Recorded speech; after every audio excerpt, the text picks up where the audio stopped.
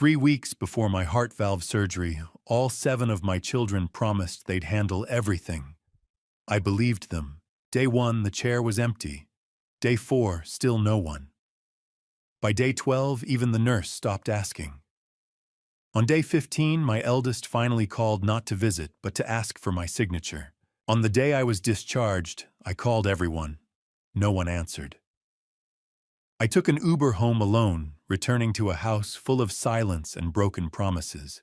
But when I opened my late wife's desk drawer, I found something I was never meant to see.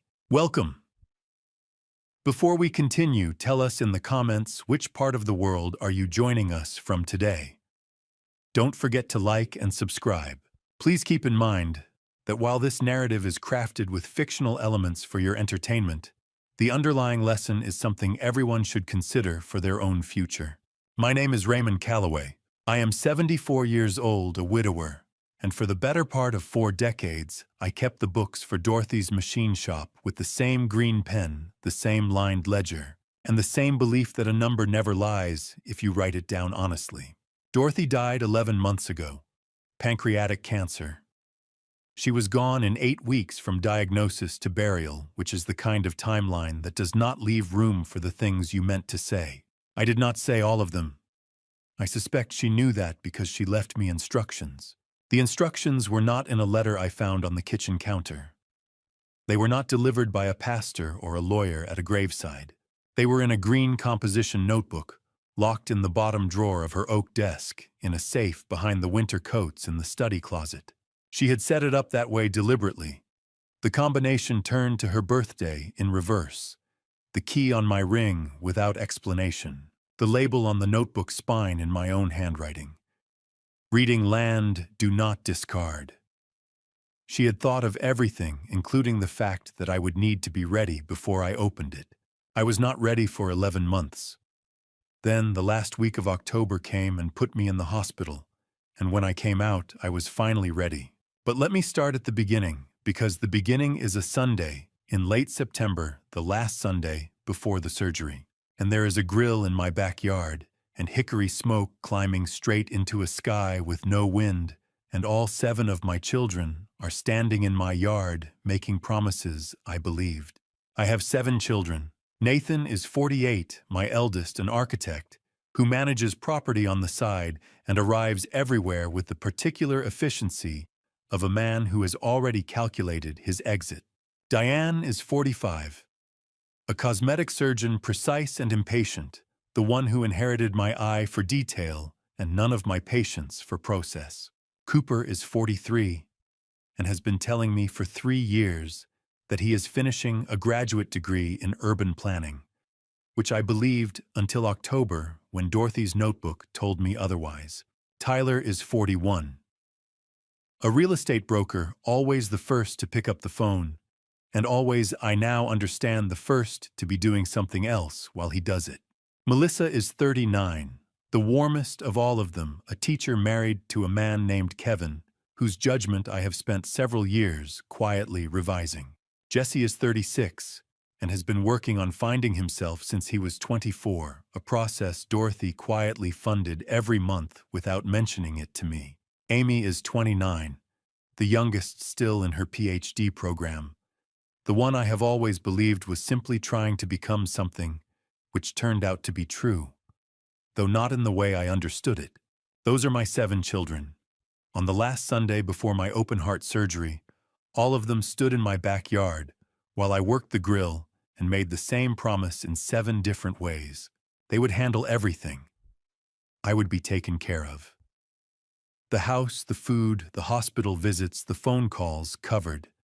7 adults, 1 assignment each, nothing to worry about. I believed them the way you believe something you have spent 50 years wanting to be true. Not naively. Carefully.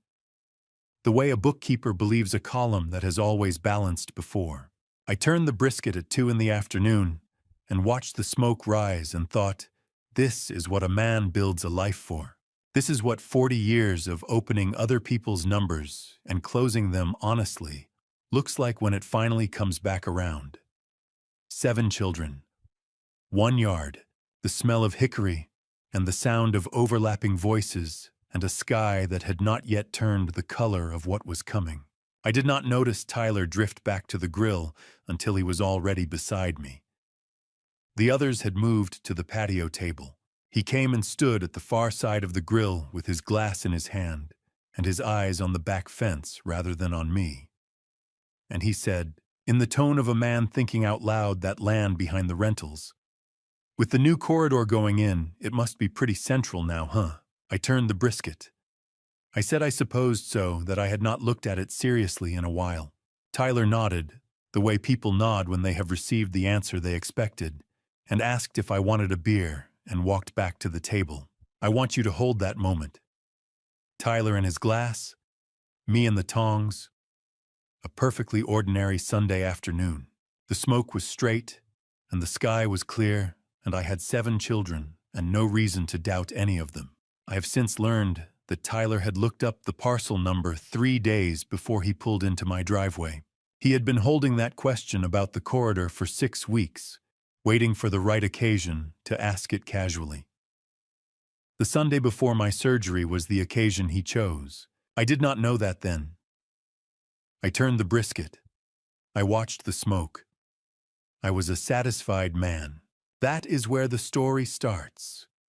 Not in a hospital room, not at a lawyer's desk, but here at a grill in October light. With a man standing at the far side of it, asking about land he had already been researching for weeks. Everything that followed was already in motion. I simply had not learned to read that kind of column yet. The cars left one by one as the light dropped that September Sunday. Nathan first sighting an early Monday. Tyler close behind his glass, empty his question about the corridor already filed wherever he kept things he intended to return to. Melissa last stopping at the door to squeeze my arm and say, "Promise, Pop. I will have the refrigerator stocked before you get home." I thanked her and watched her taillights clear the corner of Heron Street. The yard was quiet. The coals had gone gray. I stood at the grill with the tongs still in my hand and looked at the backyard the way you look at something you have tended for 30 years and suddenly want to memorize the fence line. The cedar stand at the far edge, the flower bed Dorothy had planted along the south wall that I had been maintaining without particular skill since she died. Everything was still in its place. Everything looked the way it always looked. I went inside and washed the grill tools the way Dorothy had always insisted they be washed. Soap hot water dried completely before they were put away, because rust begins where water is left to settle. I had done it that way for 30 years without thinking about it, and that night I thought about it. I thought, this is the last Sunday before the surgery, and I am washing grill tools because a woman who has been gone for 11 months taught me to, and her way of doing it is still the right way. I went to bed at 9:30. My pre-surgical labs were at 7 the next morning, and I wanted to be clear-headed for them. I did not lie awake. I am not a man given to lying awake.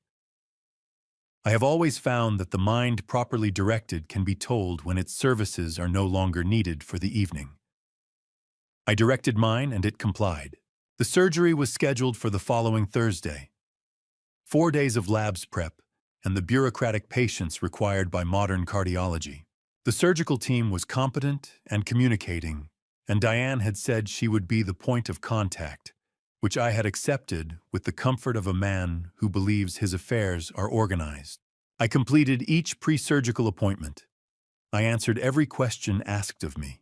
I arranged the house the way a man arranges a house when he is preparing to leave it for 3 weeks. Dishes done, bills, forwarded, the thermostat set to the temperature Dorothy always kept it, out of habit rather than necessity. On Wednesday evening, the night before I went in, I sat at Dorothy's desk in the study for the last time before the surgery. I did not open the bottom drawer. I was not ready for what was in it, and I knew I was not ready, and I did not pretend otherwise. I simply sat at her desk in the cedar and paper smell of that room, and looked at the landscape painting on the wall, and thought about nothing in particular for 20 minutes. Then I turned off the lamp and went to bed. Thursday morning, Nathan drove me to Hartwell Regional Medical Center. He carried my bag from the car to the admissions desk and shook my hand at the entrance. and said he would be there when I came out. Those were his exact words. He would be there when I came out. I nodded and went through the doors and did not look back, because I had decided beforehand that looking back was not something I needed to do. They took me to pre-op at 8. The anesthesiologist was efficient and plain-spoken, which I appreciated. He told me what would happen and in what order, and I listened the way I listened to everything, not for reassurance, but for information. What I needed to know was what was coming. He told me. I thanked him. The last thing I remember, before the anesthesia took hold, was the ceiling of the operating room, white acoustic tile, 4 surgical lights, arranged in a square. A ventilation grill in the upper left corner that someone had cleaned recently enough that there was no dust on the louvers. I noticed the louvers the way I notice things I cannot explain the relevance of. Then the room went away. I was in the ICU for 4 days. I know this the way you know. Things that happened while you were not fully present, from paperwork, from the clock on the wall, from the nurse who told me on day 4 that I was being moved to the cardiac ward. I have a partial memory of a ceiling I did not recognize, and a monitoring machine whose rhythm I learned to ignore by the second day. And I have a complete memory of the chair beside the bed, which was empty from the 3rd day onward. On the 2nd day, Nathan sent a text. 3 paragraphs, no question marks. He explained his situation at length, and with the thoroughness of a man who has decided that thoroughness is a substitute for presence. I read it once and set the phone face down on the blanket. That was the beginning of the counting, the kind I had been doing in ledgers for 40 years, except this time the column was people, and the number I did not want to arrive at was already visible from the first entry. 7 children. I had gone into that hospital with 7 promises and the calmest mind I'd had in years. On day 3, I was moved from the ICU to the cardiac ward, room 614, 6th floor. The room had a window that faced east, which I would come to value more than I expected. It had a chair beside the bed, angled the way visitor chairs are always angled toward the patient, toward whoever was supposed to be lying there. I looked at the chair before I looked at the window. It would stay empty for 12 consecutive days, but I did not know that yet. The messages arrived in a pattern I did not recognize until I had been watching it for 6 days.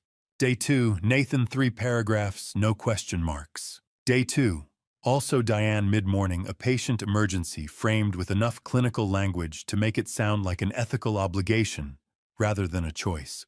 Cooper, that same afternoon, a conference in Phoenix, the flight cost mentioned twice.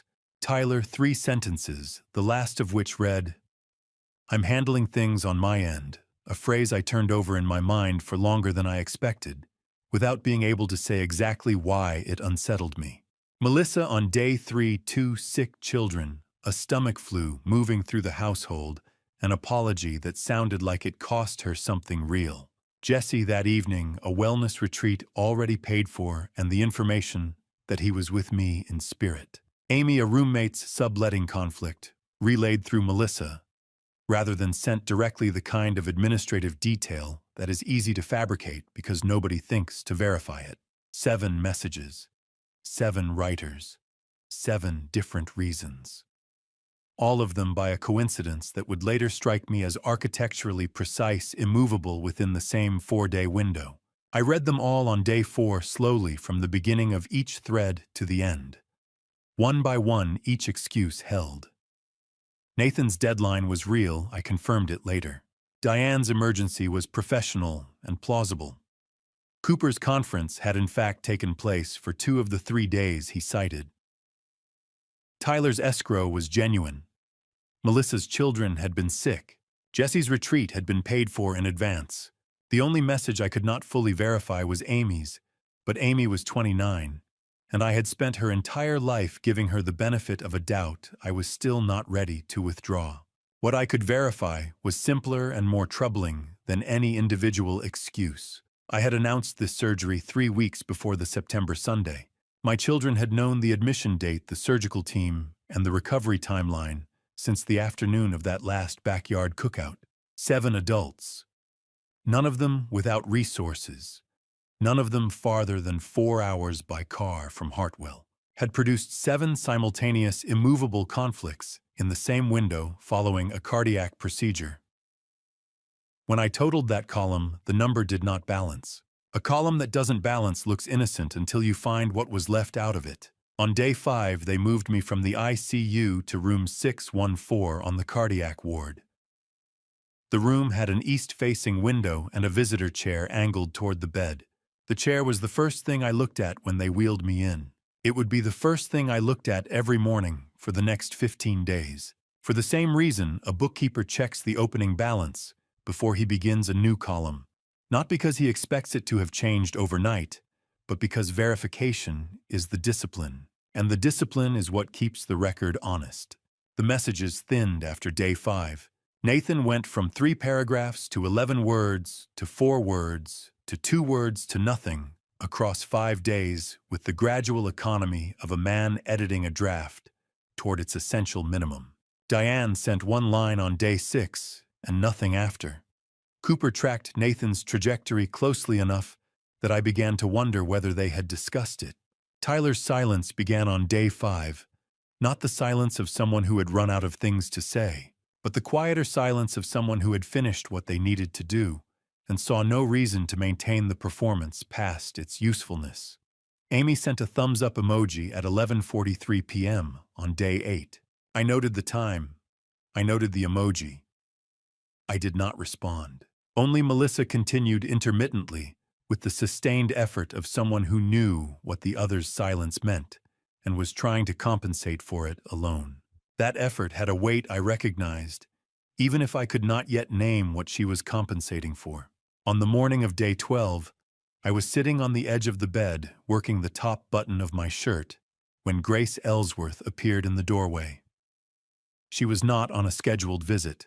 She was the charge nurse of the cardiac ward, 36 years old, with the kind of calm that comes not from detachment, but from having decided some years ago. That steadiness is a form of service.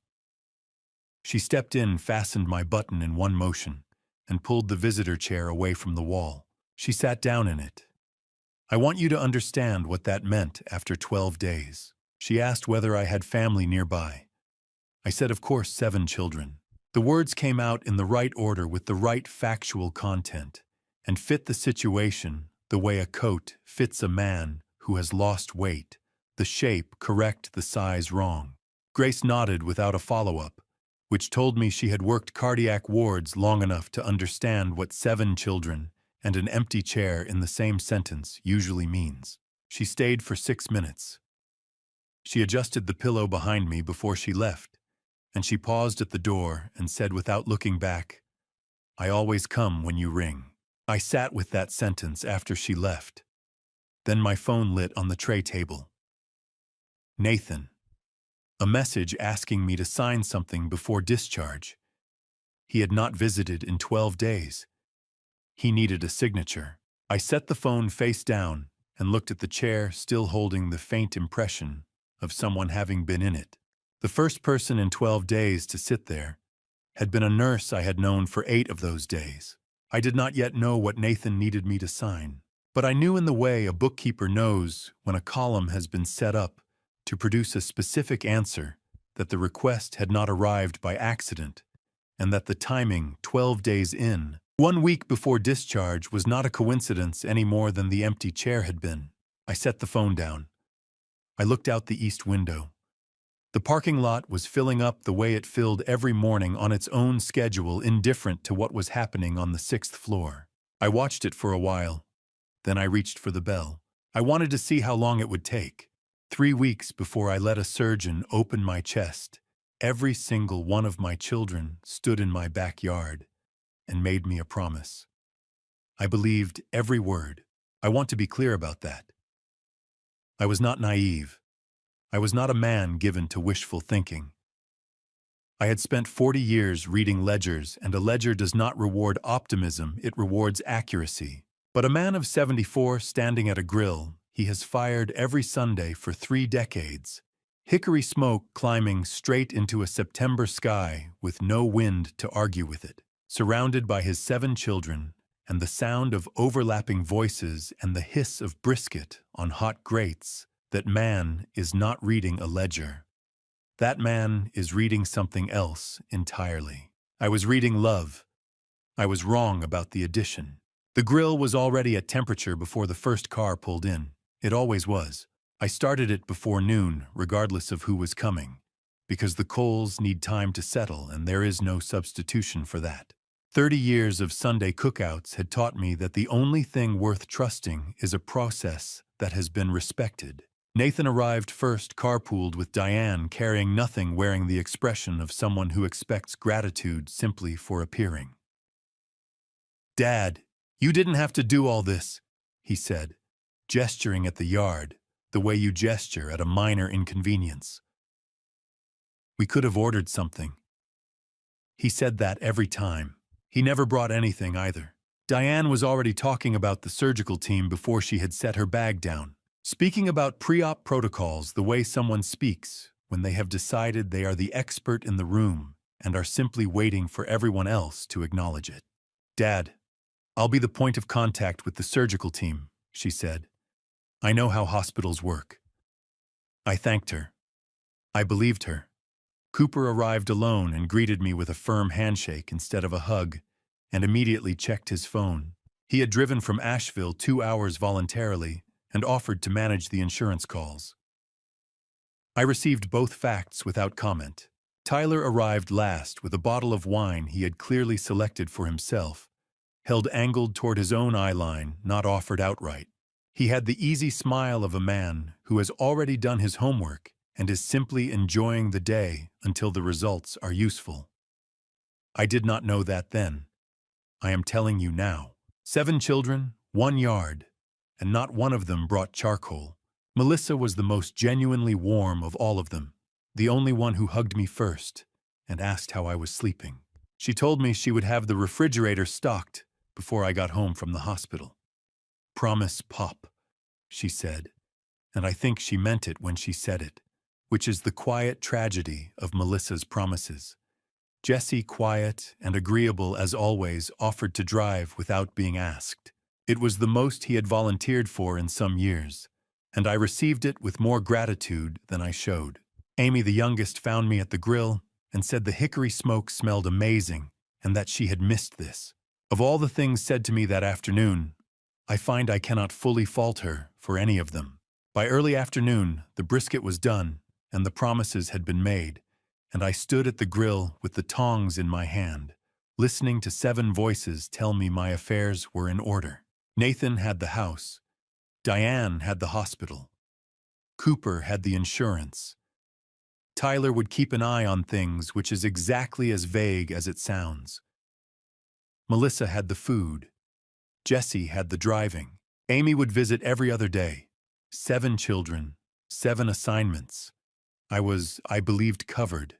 The yard went quiet as the light dropped. Nathan first sighting an early Monday. Tyler close behind his glass, empty his question about the corridor already put away in whatever drawer he kept things he intended to return to. I stayed at the grill until the last tail light cleared Heron Street. The coals had gone gray. The smoke had thinned to nothing. I was not lonely. I want to be accurate about that. What I felt was something closer to completion. A man whose house was in order, whose affairs were arranged, who had done the right thing by the people he loved, and received their assurances in return. I stood there in the cooling yard, and believed every word of it. A satisfied man goes to bed early. I went inside past the study without pausing, the notebook still in its drawer, the house holding its quiet, and set my alarm for 6. 7 children, 7 promises. The surgery was 4 days away, and I had not a single doubt to carry into it. How many times does a man have to be the last one standing before he understands what that means? I did not ask that question that night. I was still too satisfied to know it needed asking. The first thing I saw after 6 hours on that table was a ceiling I didn't recognize. The second thing I saw was the chair. It was a standard hospital chair, gray padded seat, metal frame, the kind that exists in every room of every ward of every medical facility in the country, because someone once decided that visitors need somewhere to sit.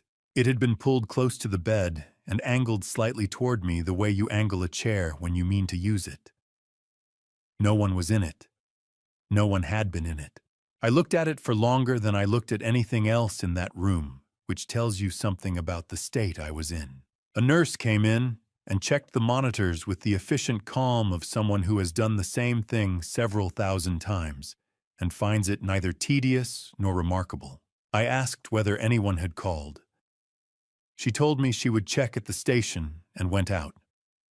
She came back 10 minutes later and said there were no messages yet and that I should try to rest. I thanked her and looked at the ceiling instead. The surgery had gone well. I knew that from the paperwork and from the way the doctor spoke to me, the clipped satisfaction of a man reviewing his own clean work. My chest had a new valve and a long scar, and the hollow ache of a body that has been opened and reassembled. That was the physical inventory. The other inventory, the one I was already compiling from the gray chair beside my bed, was a different matter entirely. The first message arrived that afternoon. 3 paragraphs, no question, marks the format of a man who had decided thoroughness was a substitute for presence. I read it carefully, the way I read everything, not for what it said, but for what it left out. The Henderson contract. The Thursday close. The assurance that I would be stronger by the weekend, which was doing a lot of work as a substitute for actually coming. 3 paragraphs in which my eldest son explained with considerable thoroughness why he could not be in the same room as a man who had just had his chest opened. I set the phone face down on the blanket. I did not respond. There was nothing in those 3 paragraphs that required a response. The messages came the way debts come, one at a time, each with its own reasonable explanation, until you have enough of them to see what they add up to. I did not read them individually. I read them as a set, the way you read a ledger at the end of a quarter, rather than line by line. Taken together, they produced a number I recognized: 0. 0 visits. 0 calls placed. 0 instances of a person driving 4 hours to sit in a chair beside a hospital bed. The arithmetic was clean. The conclusion was not one I wanted to write down. 7 locks. 7 different keys, except every lock opened onto the same empty room. On day 3, Grace Ellsworth came by during rounds. Not a scheduled check, just a pause at my door, the brief courtesy of a nurse who has decided to notice a patient. She asked whether family had come by. I told her everyone was coordinating, that it was a busy time of year. She nodded without the expression people use when they are politely concealing their opinion of what they have just heard. She adjusted my IV line and set a fresh cup of water within reach on the tray table, and she said she would make sure the chair stayed close to the bed. It was not a significant thing. I have thought about it many times since. I need you to understand something about reading a ledger twice. The first time you find the numbers. The second time you find the story the numbers are trying to tell. On day 4, I read all 7 threads again from the beginning, slowly on a single scroll. One by one, each excuse remained plausible. Nathan's deadline was verifiable. Diane's emergency was professional. Cooper's conference was real. I would later confirm he had attended it for 2 of the 3 days he cited. Tyler's escrow was genuine. Melissa's children had in fact been sick. Jesse's retreat had in fact been paid for. Amy's subletting conflict had in fact not existed at all, but I did not know that yet. What I knew was simpler and more troubling. I had announced this surgery 3 weeks in advance. My children had known the admission date, the surgical team, and the recovery timeline since the afternoon of that last backyard cookout. 7 adult people, none of them without resources, none of them farther than 4 hours by car, had produced 7 simultaneous immovable conflicts in the same 96-hour window following a cardiac procedure. I set the phone down on the blanket and looked at the empty chair beside my bed. I had spent a career reading columns that were designed to look balanced. I knew what coordinated absence looked like. What I did not know yet was what they were all absent for, and that gap between what I could see and what I could not was the most unsettling number I had encountered in 40 years of keeping other people's books. They moved me to room 614 on the 5th day. The new room had a window. I noticed the chair before I noticed the view. It was against the wall on the right side of the bed, angled the same way the ICU chair had been, toward the mattress, toward the patient, toward whoever was supposed to be lying there. I had the thought that every room in every cardiac ward in the country probably had a chair in the same position, and that most of them got used, and that the statistical likelihood of a chair sitting empty for 12 consecutive days was low enough that someone with actuarial training would find it noteworthy. I did not have actuarial training. I had 40 years of bookkeeping, which is close enough. The window faced east. In the mornings, the light came in low and direct, and I found that I was grateful for it in a way that surprised me, not moved, exactly just recalibrated.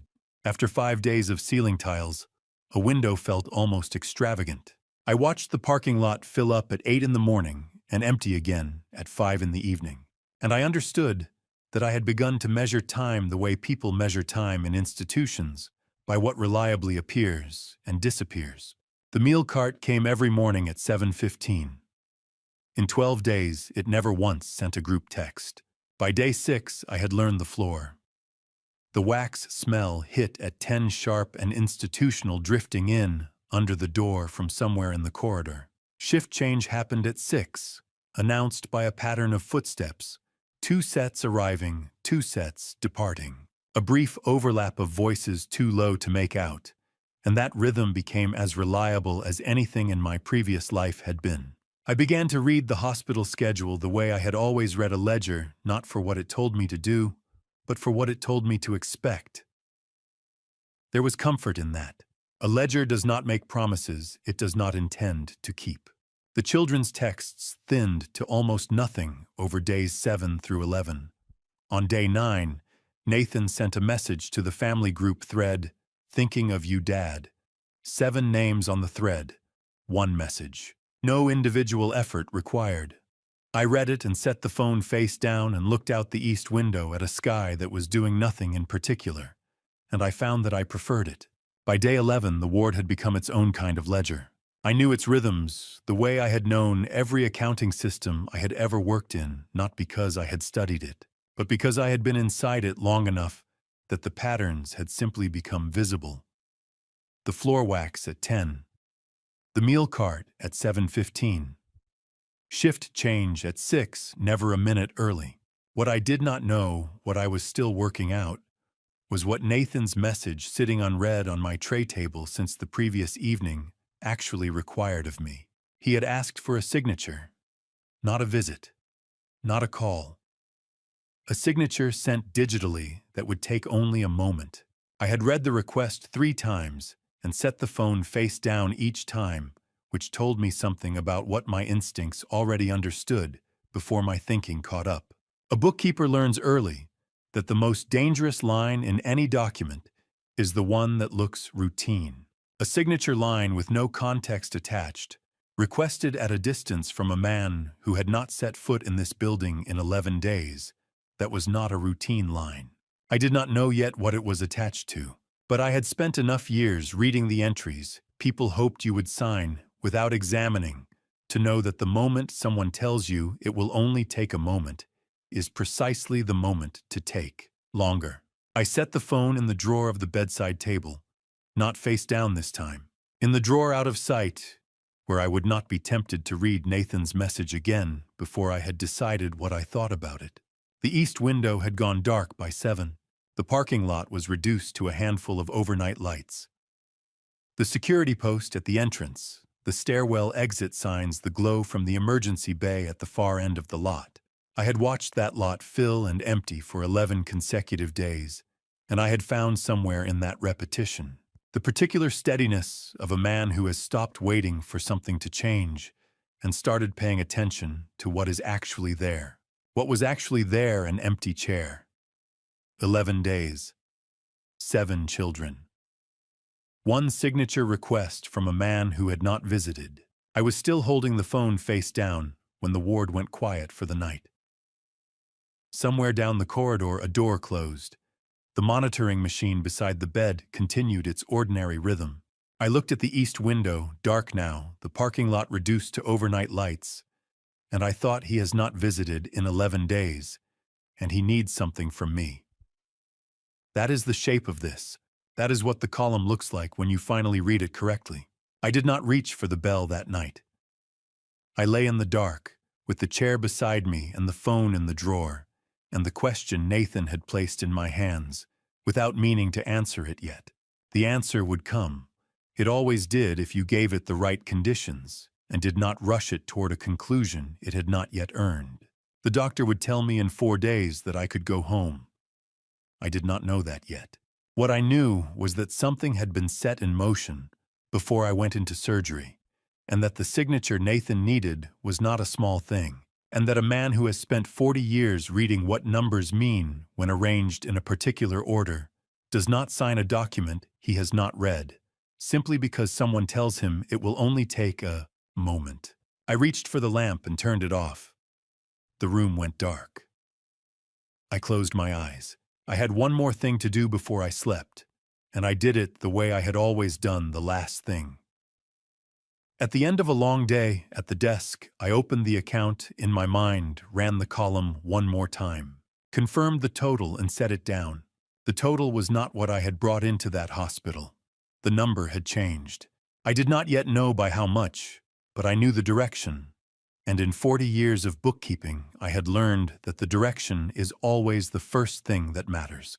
I rang the bell at 6:48 the next morning. I was not in pain. I wanted to see how long it would take.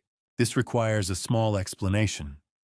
I had spent 40 years keeping books, and the first rule of bookkeeping is that you do not trust a number because it appeared once. You verify it. You run it again. Grace had told me she always came, and I had heard her say it, and I had believed her in the way a man believes something he wants to be true, but has not yet confirmed. At 6:48 on the morning of day 13, I decided to confirm it. She arrived at 6:50 and 51 seconds. I had been watching the ceiling clock. She came in without hurrying, without any expression that suggested she had been interrupted, and asked what I needed. I told her water. She poured it from the pitcher on the tray table, set the cup where I could reach it without leaning, and asked whether I had slept. I said reasonably well. She nodded and went back into the corridor. 2 minutes, 51 seconds. I drank the water. I did not mention the test. I put a check mark in a column only I could see. Day 14 was the first walking day. The physical therapist. A compact, unhurried man who introduced himself and immediately forgot I had any questions. Cleared me for corridor walks with the walker morning and afternoon, building from 1 length to 2 over the following week. Grace was in the corridor when I came out of room 614 for the first time. She did not position herself beside me or offer commentary. She simply remained at the nurse's station at the far end, doing whatever she would have been doing if I had not been there. And when I reached the end of the corridor and turned and came back, she had not moved and had not made anything of it. There was a small square of coffee cake on my tray when I returned to the room. No note. I ate it and looked at the window for a while, and thought about the difference between a gesture that costs nothing and a gesture that comes from the right instinct. And I concluded they are not the same thing even when they look identical from the outside. Days 15 through 18. I spent watching my children's messages contract.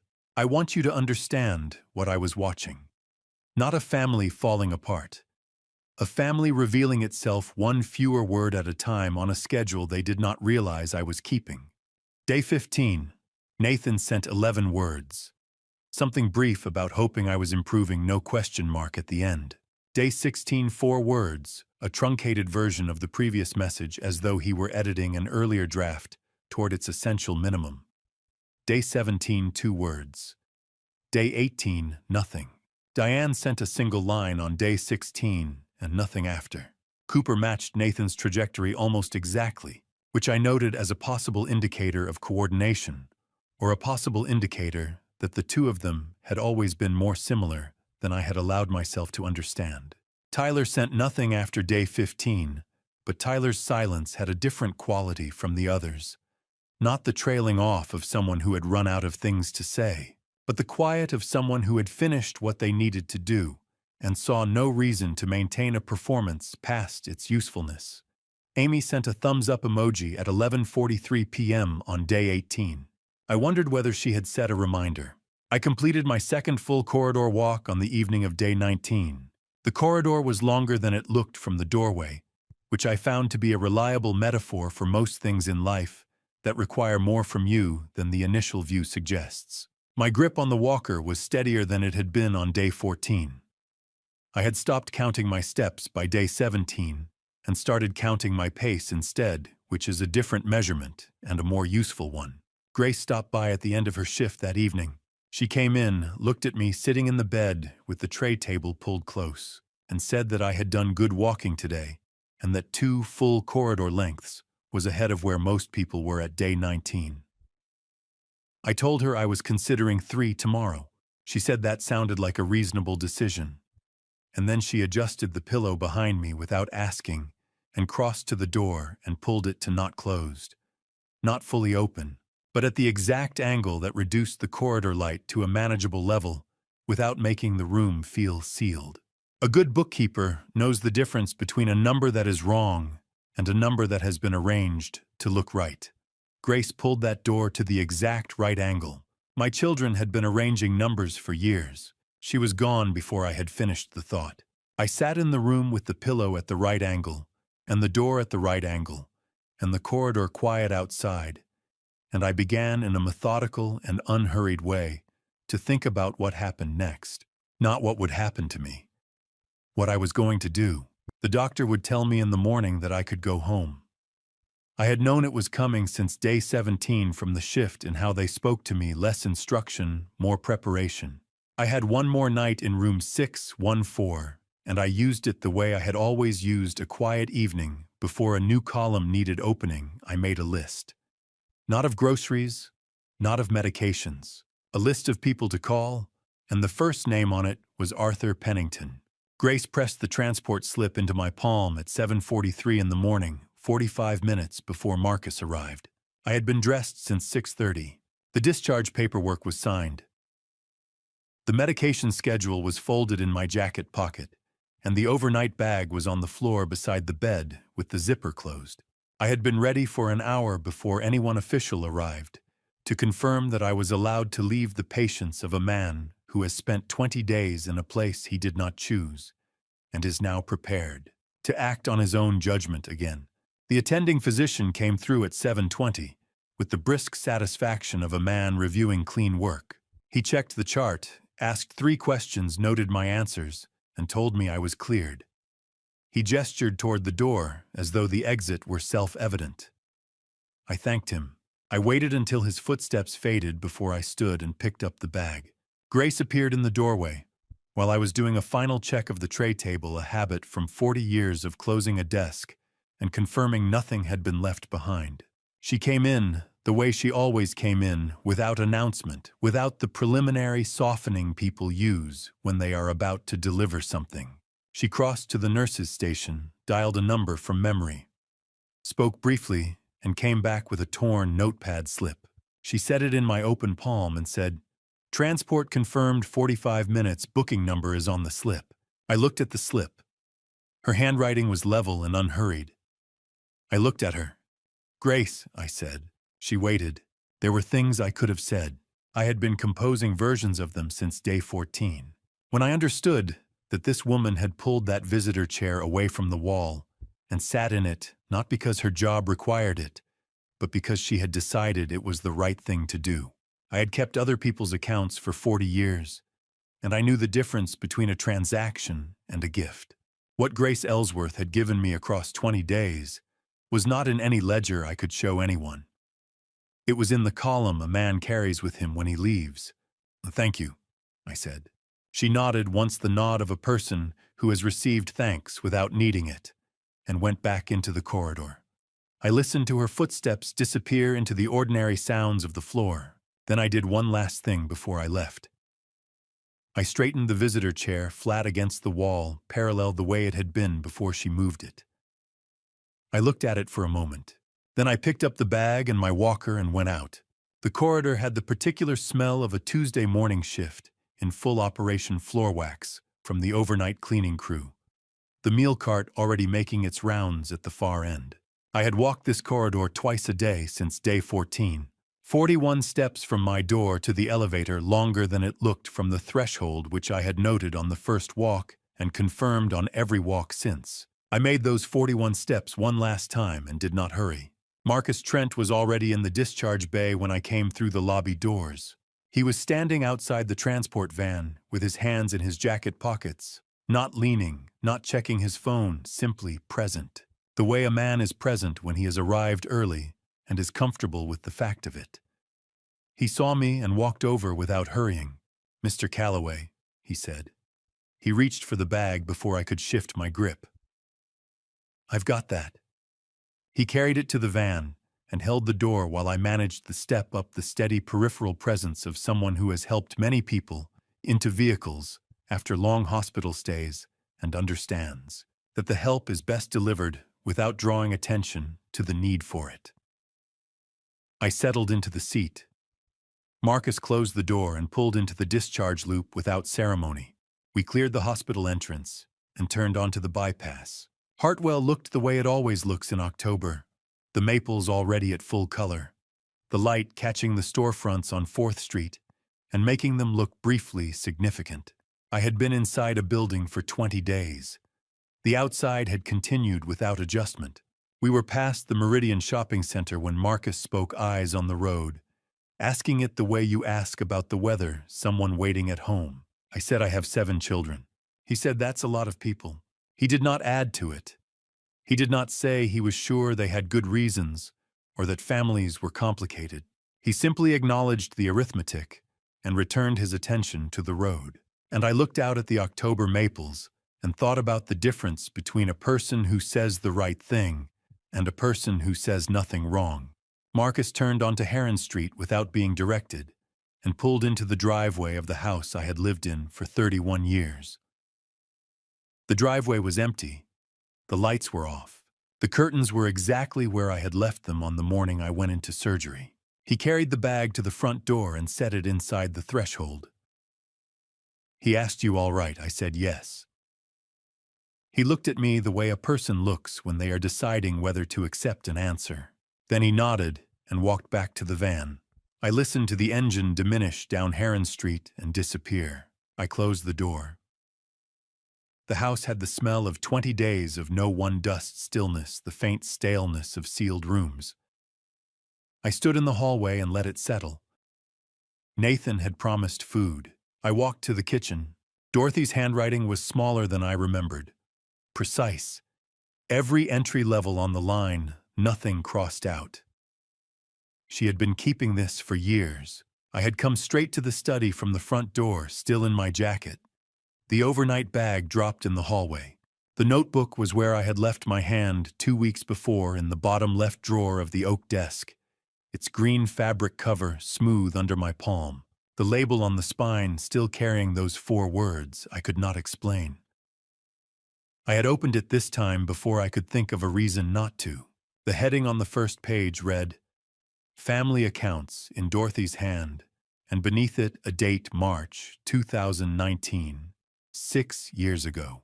The entries were organized by child, each section separated by a ruled line.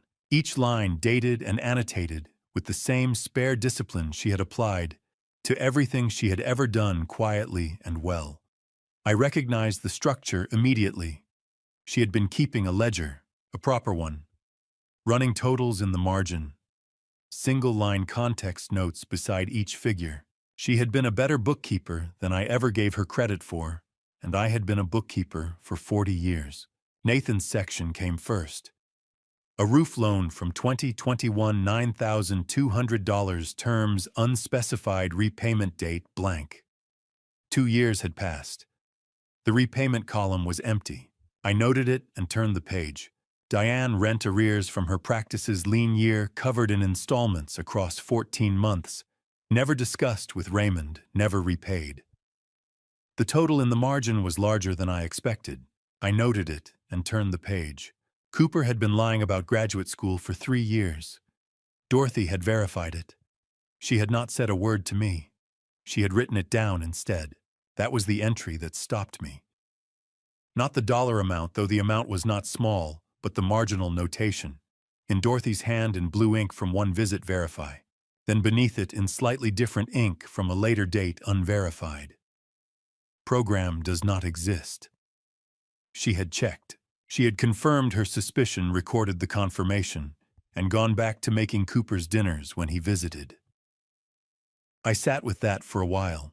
Melissa's section documented monthly support payments for Kevin's ongoing medical care, legitimate, Dorothy had noted, but undisclosed to Raymond. Not fraud, just a private arrangement between a mother and her daughter that had been running since Kevin's diagnosis and that I had never been told about. I held that one at a different angle than the others. It did not sit in the same column. Jesse, an allowance. Dorothy had been paying it since he was 24 years old. He was 36 now. I read the section twice, because the first read did not produce a number I was willing to accept without verification.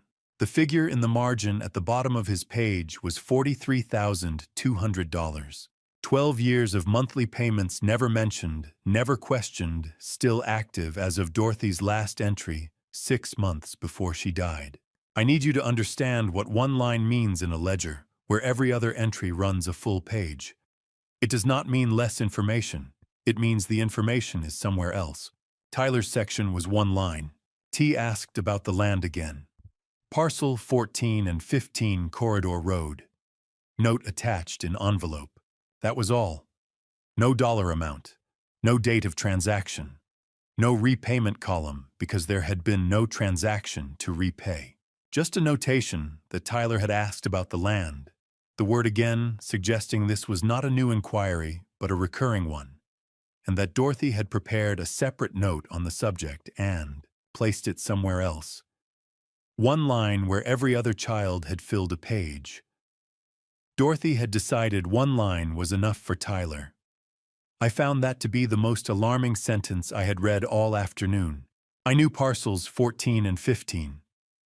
They sat behind the rental units on Corridor Road, land I had owned for 31 years. Land I had not thought about seriously in at least a decade. Tyler had apparently not stopped thinking about them. The phrase "note attached in envelope" sat at the end of the line like a door I did not yet have a key to open. Amy's section was brief, a single loan from 2022, an amount smaller than any of her siblings repaid in full within 3 months. Dorothy had written one word beside it in parentheses, legitimate. That word in parentheses in that specific position told me everything about what Dorothy had thought of the others. I turned to the last page, Arthur Pennington, a phone number. And in Dorothy's hand, in the same blue ink she had used throughout the envelope, is in the safe, Raymond. You will know when. She had written that before she died. She had known I would be sitting at this desk in this dark, reading this notebook. She had left me a map and trusted me to read it. I had never loved her more than I did in that dark room. I had not noticed the light going. The room was fully dark by the time I turned to the last page, and I did not reach for the lamp. I sat in the dark with the notebook in my lap and the safe behind the landscape painting on the wall to my left.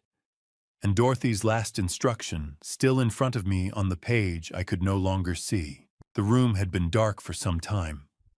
I did not open the safe that night, but I knew what I was going to do in the morning, and the first thing was to call Arthur Pennington before any of my children knew I was home. The combination came to me before I reached the safe. I did not search for it. It arrived the way a familiar weight does not remembered so much as resumed. Dorothy's birthday backward, month, day, year reversed. I had never written it down. I turned the dial. The safe was a Century 1250 bolted to the floor of the study closet. Dorothy had chosen it. She had chosen most things in that room, including the placement low behind the winter coats, requiring a person to kneel. I knelt. The dial clicked 3 times. The handle released on the first pull. Inside a manila envelope, letter-sized, unsealed. A folded deed. A small ring box closed. The envelope was on top. It was labeled in Dorothy's handwriting, not neat, not hurried. Deliberate. 2 words for Raymond. I sat on the floor of the closet with my back against the doorframe. The coats hung above me. They still held a trace of her cedar and wool. I did not open the envelope immediately. I set it on my knee and looked at the 2 words for what I estimate was 3 minutes. It is the kind of interval a person cannot explain to someone who has not earned it. I opened it. The letter inside was 1 page. Front only. Her handwriting blue ink, the same pen she used for the green notebook. She had dated it August 14th, 2023, 14 months before I went into the hospital. 14 months before the Sunday barbecue. 14 months before all of it. She wrote Raymond. If you are reading this, then I was right, and you already know most of what I'm about to say. I did not tell you while I was living because you would have tried to fix it. I didn't want it fixed. I wanted it recorded. I read the paragraph again, then a 3rd time. The language was hers, precisely economical, slightly impatient, and without apology. She was not asking forgiveness. She was handing me a file. She went on the notebook shows what was taken and what was given again and not repaid. The deed in the envelope is for the eastern parcel, 380 acres, registered solely in my name since 2019. Tyler does not know this. He has been researching a parcel that no longer exists under the address he has. I moved it. Arthur Pennington has the transfer records. I stopped. 380 acres. In her name alone. She had restructured the land, holding quietly, legally, without a word to me 4 years before she died. I was not angry. I want to be precise about that. What I felt was closer to the sensation of stepping onto a floor you thought was wood and finding it was stone. Solid. Colder than expected. Holding more weight than you thought anything could. She had known Tyler was researching the property. She had moved it before he could find it. She had left me the deed. She had left me Pennington's name. I sat on the closet floor for another interval I did not measure. I am 74 years old. I have closed 14 business deals, raised 7 children, buried a wife, and survived a cardiac event that the doctor described as a significant episode. I have never in that span been outmaneuvered by someone on my side. I did not know that was possible. I am revising that assessment now, sitting on the floor of a closet, holding 1 page of blue ink from a woman who has been dead for 11 months. The deed was exactly as she described. Eastern parcel, 380 acres, Dorothy Ann Calloway, sole registered owner, dated March 2019.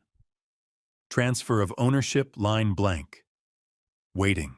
The ring box I left closed. I read the letter a 4th time.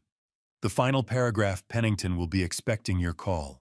I told him Raymond will either call within 2 days of finding this, or he will take 3 weeks and a cup of bad coffee to work up to it. He has the full file. You don't have to explain anything to him. He already knows. I love you. I told you first. D. I stayed on the floor long enough for the light in the study to shift. The afternoon had gone thin and pale through the window. My knees registered the cold from the tile. I stood slowly, no performance in it. No audience to consider, just the cold tile under my knees and the time it took. I folded the letter along its original creases. I placed it back in the envelope. I set the deed on top of Dorothy's green notebook, which was still open on the desk, to the page with Pennington's number. I picked up the phone. He answered on the 2nd ring. Not the voice of a man who had just been interrupted. The voice of a man who had been sitting near the phone. Mr. Calloway, he said before I had finished saying my own name. I've been expecting your call. Dorothy told me you'd get there in 2 days. She was right. I have everything ready. When would you like to come in? I looked at the deed on the desk. I looked at the 2 words on the envelope for Raymond, and I understood then that the letter was not a farewell. It was a briefing. "Tomorrow morning," I said. Arthur Pennington confirmed the time, gave me an address I did not need to write down, and ended the call in under 40 seconds. Efficient. Prepared. Already holding something I had not yet asked for. I set the phone down. The ring box was still on the shelf of the safe, closed. I had not touched it. I did not know what was in it. That was the first thing in 11 months that Dorothy had left me that I could not yet account for. I had looked out that kitchen window 10,000 times. I had never once looked at the land behind Birch Hollow and thought that belongs to me. The parcels were still there in the gray morning light, same as always. A fence line running east. Scrub growth pressing against the posts. A stand of cedar at the far edge that had been there since before any of us put names on paper.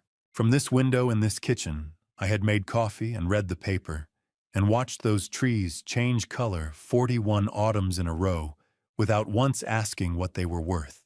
Dorothy had been standing in this same kitchen, looking at this same fence line, and she had been asking that question the entire time. I tucked her letter into my inside jacket pocket.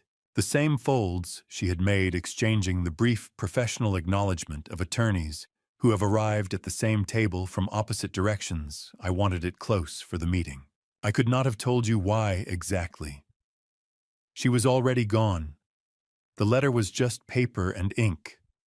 But I did not want to leave it on the table alone, and I did not question that instinct. Some things a man does not need to audit.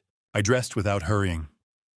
I checked the deed once more, both names in typed ink, 1983, parcels 14 and 15 Corridor Road, and set it back in its envelope. I put that in the interior pocket of my jacket beside the letter. I left the ring box on the shelf in the safe. I was not ready for that yet, and I had learned in 74 years to recognize the difference between postponing something out of fear and postponing it because the timing is not right. The ring box would wait. The drive to Court Street took 22 minutes. I went the route that passes Birch Hollow. I do not know if I chose it consciously. The parcels appeared on the left, just past the second light fence line scrub growth cedar stand, exactly as they looked from the kitchen window. Unremarkable. The kind of land a person stops registering after a few seasons. I registered it now. How many times does a man have to ask about a piece of land before someone starts writing it down? Tyler had asked 4 times in 3 years. 4 separate conversations, each documented in Dorothy's notebook, each deflected or postponed.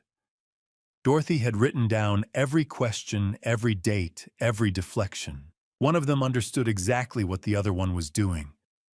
I was the only person in the family who had not understood either of them. I drove past without stopping.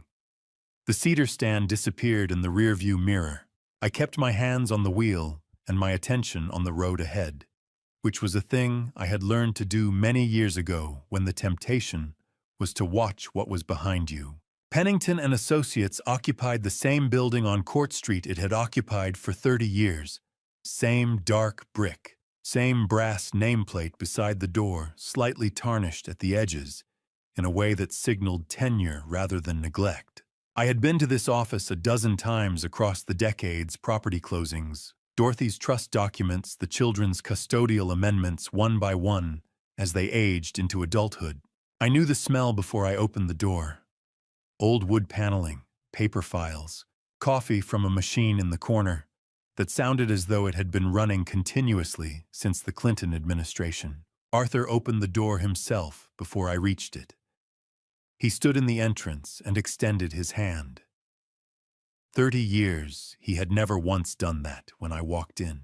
I filed that in the column marked things that matter and did not comment on it. Arthur Pennington, 68 years old, had the stillness that belongs to men who have spent careers reading documents other people find alarming. He shook my hand with both of his. Firm, brief, no excess pressure. He did not mention Dorothy. I was grateful for that. There would be time for that, or there would not. Either way, not this morning. "Raymond," he said. "Right on time. The files are already on the table." He led me through the reception area and directly into the conference room. No coffee offered no pleasantries in the hallway. I noted this the same way I had noted his standing at the door. When Arthur Pennington skips the ritual, it is because the substance of the meeting has already made the ritual irrelevant. The conference table held 4 items arranged in a sequence from left to right that I recognized as deliberate: a deed folder, 2 bound assessment reports, and a rolled zoning map held closed with a rubber band. Arthur pulled the chair at the head for me. I sat. He took the chair to my left, which placed both of us facing the documents. I want you to pay attention to what Arthur did next. Not what he said. What he did. He did not open the assessment folder first. He opened the deed folder. There is a reason a man like Arthur Pennington shows you the clean title before he shows you the numbers. He is telling you in what order the facts matter. Title is clean, he said. No liens, no encumbrances. Dorothy asked me to verify that every year since 2019. I did.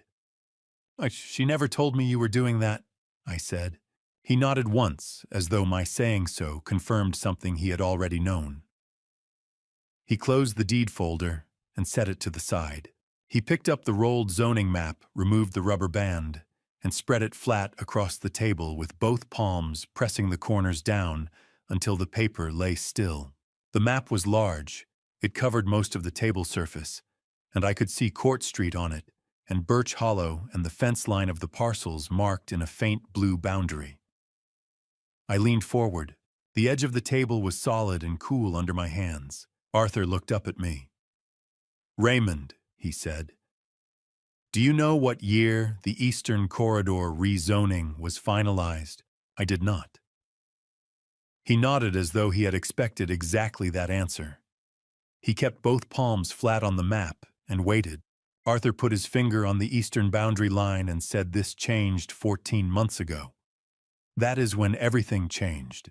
He did not wait for me to ask what he meant. He moved his finger slowly along the blue boundary marking parcels 14 and 15 from north to south, tracing the full length of the corridor edge, and explained in the same unhurried voice he used for every document he had ever walked me through. The Eastern Corridor reclassification had finalized 14 months prior. Both parcels had converted from agricultural residential to Class A commercial. The highway expansion project had made that conversion possible. The new interchange 2 miles east of Birch Hollow had made it valuable. I had driven past those parcels every week for 14 months. Nothing on the outside had changed. The fence line was still the fence line. The cedar stand was still the cedar stand. Everything on the inside had been reclassified, revalued, and repositioned by a county planning board vote I had never seen in a proceeding I had never attended. On a pair of parcels I had not thought about as assets since the day Dorothy and I signed the original deed in 1983. Arthur spoke without inflection. That is corridor anchor value, he said. Not residential, not agricultural. Anchor. I understood the word. I had used it in other people's projections for decades. I had never once applied it to anything with my name on the deed. I listened. I did not speak. He moved from the map to the first assessment folder and opened it flat on the table. 3 letters laid in sequence from left to right, each on company letterhead, each with a figure in the upper right corner of the cover page. 35 million, 41 million, 47 million. I had kept other people's accounts for 40 years. I had never once seen a number like that with my own name attached to it. Arthur gave me time with the figures. He did not point to any one of them or indicate a preference. He set them down the way a dealer sets cards face up in order without comment. 3 offers, he said. 35 from a regional retail group, 41 from a mixed-use development firm, 47 from a national commercial developer. All 3 are still active. All 3 are contingent on clean title transfer within 90 days of written acceptance. I looked at the 47 million figure on the 3rd letter. The letterhead was a national firm I recognized. I had seen their projects on the news. Dorothy signed the ND as herself, I said. She did, Arthur said. All three separately. She excluded the children from all correspondence. She told me she wanted the information controlled until you were in a position to use it. She was specific about that. I want you to understand what Dorothy did. She did not hide this from me to keep a secret. She hid it to keep it safe. There is a difference between concealment and protection, and it took me a moment at that table with 3 offer letters in front of me, and her letter still folded in my inside jacket pocket, to understand clearly which one it had been. She had known she was running out of time. She had known the reclassification was recent, and the offers were active and the 90-day windows were finite. She had known also that someone in the family had been asking questions about those parcels since before the reclassification finalized. She had signed the NDAs to keep the offers alive. She had left me the letter, so I would know what I was walking into before I walked into it. I gripped the edge of the table, one hand briefly. Then I let go. Arthur was watching me with the patience of a man who had delivered difficult financial information before, and understood that the first few seconds belonged entirely to the recipient. He did not rush me. He did not offer water or a reassuring word. He simply waited. I straightened in my chair. I looked at the 3 letters again and then back at Arthur. "What else?" I said. He reached down to the credenza behind him, the lower drawer which he had not opened until now, and he set a second folder on the table. He placed it to the right of the offer letters. He let it sit between us for a moment, before he said anything. The name on the cover tab was typed in the same plain font as every other document in this office. 4 letters. Tyler. That is my son's name on that folder, I said. I heard my own voice come out level. I was aware at the time of making a deliberate choice about that. Yes, Arthur said. He did not add anything. He looked at me the way you look at someone you are about to hand something heavy to. Not unkind, just honest about the weight. Read the first 2 pages, he said. Then we will talk. The conference room was very quiet. The old wood smell of the office had been in the air since I arrived, and I had stopped noticing it until that moment, when the silence made everything specific again. I could hear the coffee machine running in the corner. I could hear my own breath, which was even. I was deciding consciously to keep it that way. I looked at Arthur once across the table. He held my gaze without expression. He had known me for 30 years, and he was looking at me now the way he had looked at me when Dorothy's trust documents required my signature on a line I did not expect, present steady, not pretending the moment was small. I pulled the folder toward me. I opened the cover. Tyler's name was at the top of page 1 and below it a date from 6 weeks ago, 2 weeks before my surgery. I read the first line. My hands went flat on the table. I read it again to make sure I had read it correctly. I set the 2 pages down flat and looked at Arthur. I said, "Tell me what I just read." I needed to hear it spoken out loud by someone who understood it. Arthur did not hesitate. He had been waiting for exactly that question. Tyler had signed a letter of intent to sell both parcels for $28 million. He had signed it as my authorized representative. The buyer was Meridian Commercial Group, a commercial developer whose principals Arthur named without inflection. The LOI was dated 6 weeks ago. The deadline to act on or void it was 3 weeks from today. "I never authorized him," I said. "No," Arthur said. "You did not. That is the problem we are here to discuss." I looked at the document. Tyler's signature was clean and practiced below a typed line that read, "Raymond Calloway by Tyler Calloway, authorized representative." The line looked official. It had been designed to look official. $28 million against 3541.47. I ran the arithmetic without meaning to the way a man does when he has kept ledgers long enough that numbers move before thought does. 28 million against 3541.47. Tyler had not just used my name without permission. He had sold the land at a $19 million discount to a buyer he had approached before my surgery, before the ink was dry on Dorothy's NDAs. Before I had any knowledge this meeting was even possible. Arthur opened the second section of the folder. He set two more documents on the table. The first was a notarized temporary power of attorney citing my post-surgical incapacity. The second was a page from the hospital visitor log, Day 3, printed from the front desk system, with one name I recognized on the third line from the top. Tyler had been in the building on Day 3. Day 3 was the day I received his text about the Henderson contract. I could see the message in my memory, with the clarity that specific details sometimes carry, cannot leave the city. Henderson deal closing will call as soon as I can. I had read that message in the hospital bed and accepted it without question. He had been in my building while he was sending it. He had not come to see me. Arthur explained what he had done instead. Tyler had brought a notary to the ICU during a window when I was sedated. The notary had obtained a fingerprint. The fingerprint appeared on the power of attorney as my authenticating signature. The document had then been used to establish Tyler's authority to sign the LOI as my representative. I need you to hold two things at once. The text on my phone that said he could not leave the city, and the visitor log that put him in my building at the same hour. Both of those things were true at the same time. One of them was my son communicating with me. The other was my son conducting a transaction against me. He had managed both from the same building, possibly the same hour, and I had been unconscious 2 floors above him. Arthur moved to the third section of the folder without ceremony.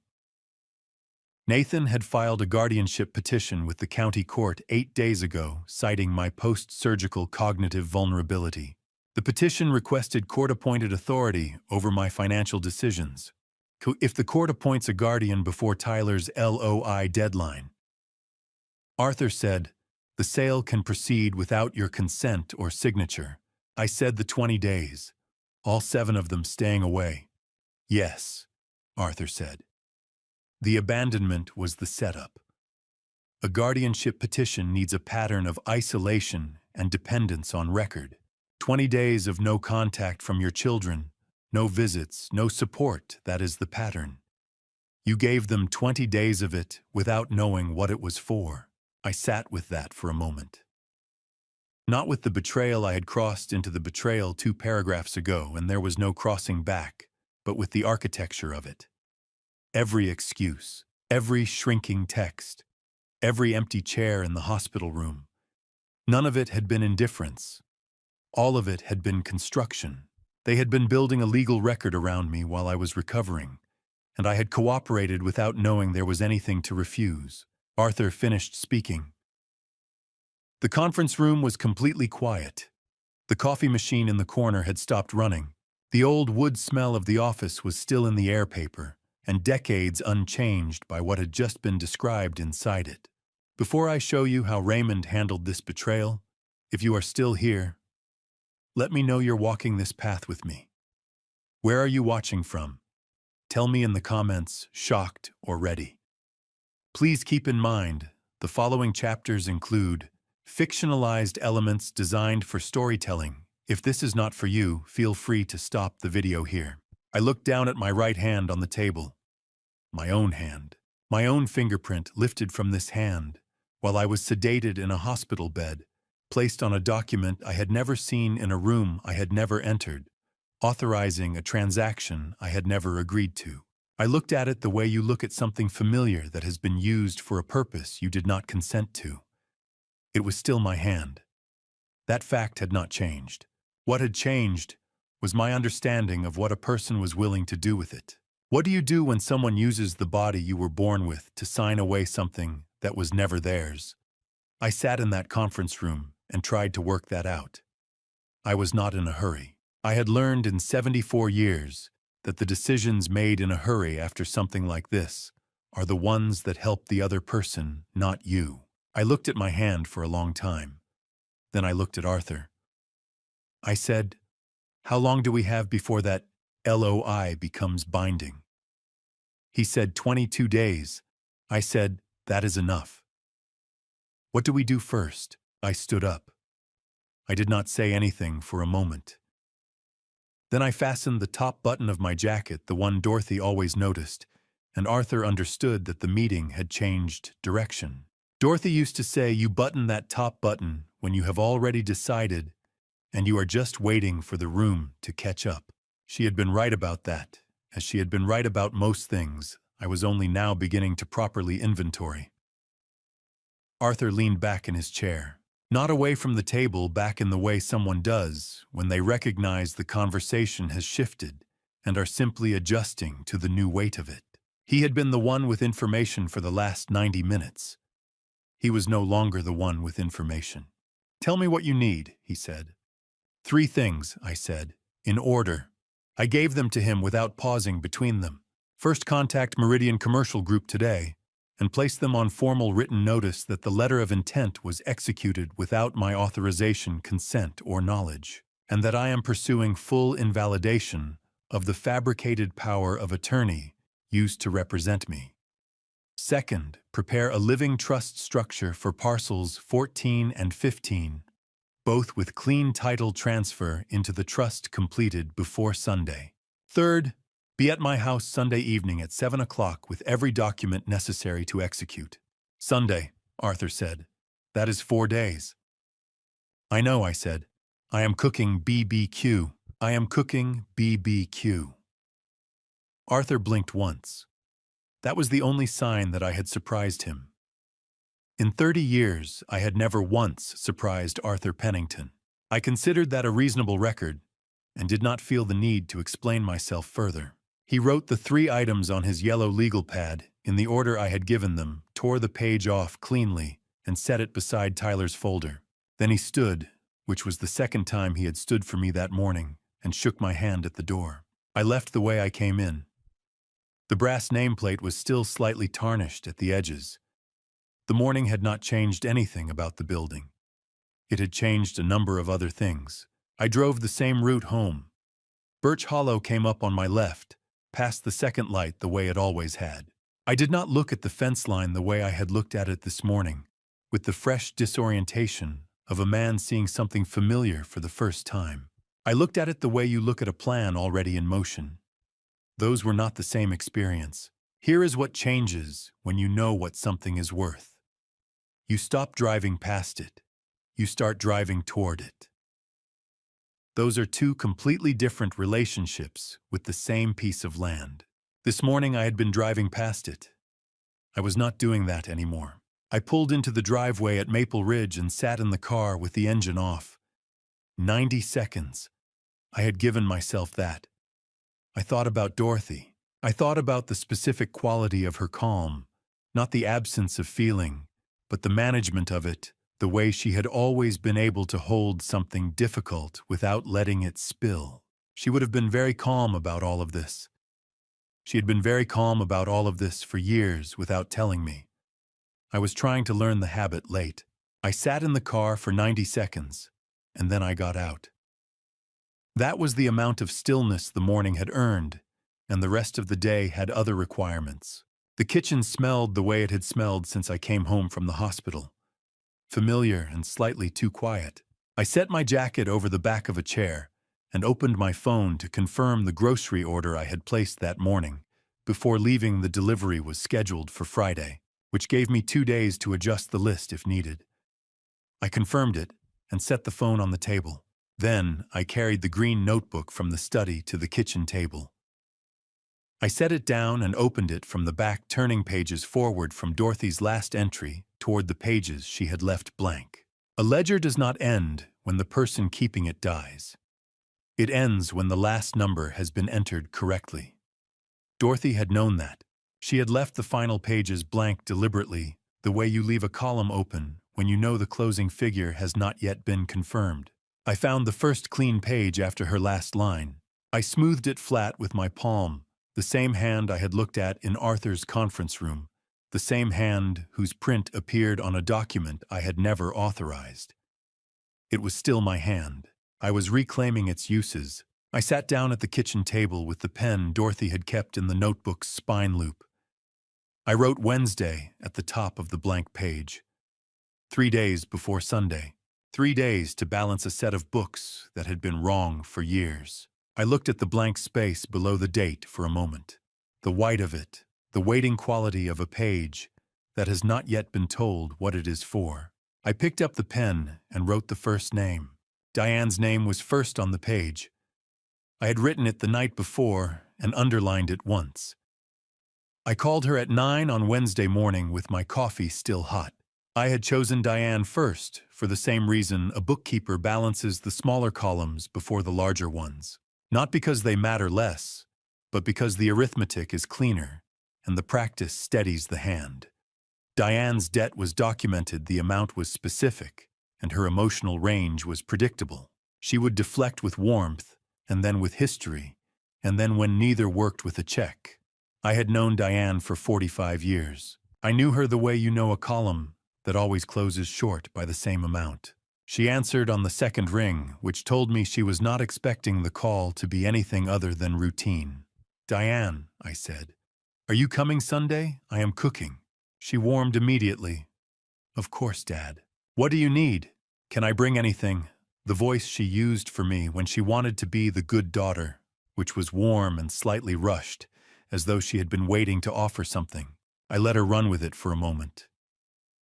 Then I said still easy that I had noticed Lisa's car still carried Scottsdale registration tags, and I thought we might settle the rent question before Sunday. It would be cleaner that way. 2 seconds. That is how long it took for Diane's voice to change. I had been a bookkeeper for 40 years. I knew the exact sound of a number someone hoped you had forgotten. She began with the practice years which I had expected. The residency hours, the loans, the years she had spent building something from nothing. All of it true. None of it the point. I listened without interrupting, which I have found is the most efficient way to let a deflection exhaust itself. When she finished, I said the Sunday invitation stood regardless. She said she appreciated that. I said Sunday at 6. Bring nothing. Then I ended the call and wrote a single notation under her name in the notebook. The check arrived in the mailbox the following morning before 9. No note. No envelope with a return address. Just the check folded once with the amount written in Diane's practiced hand.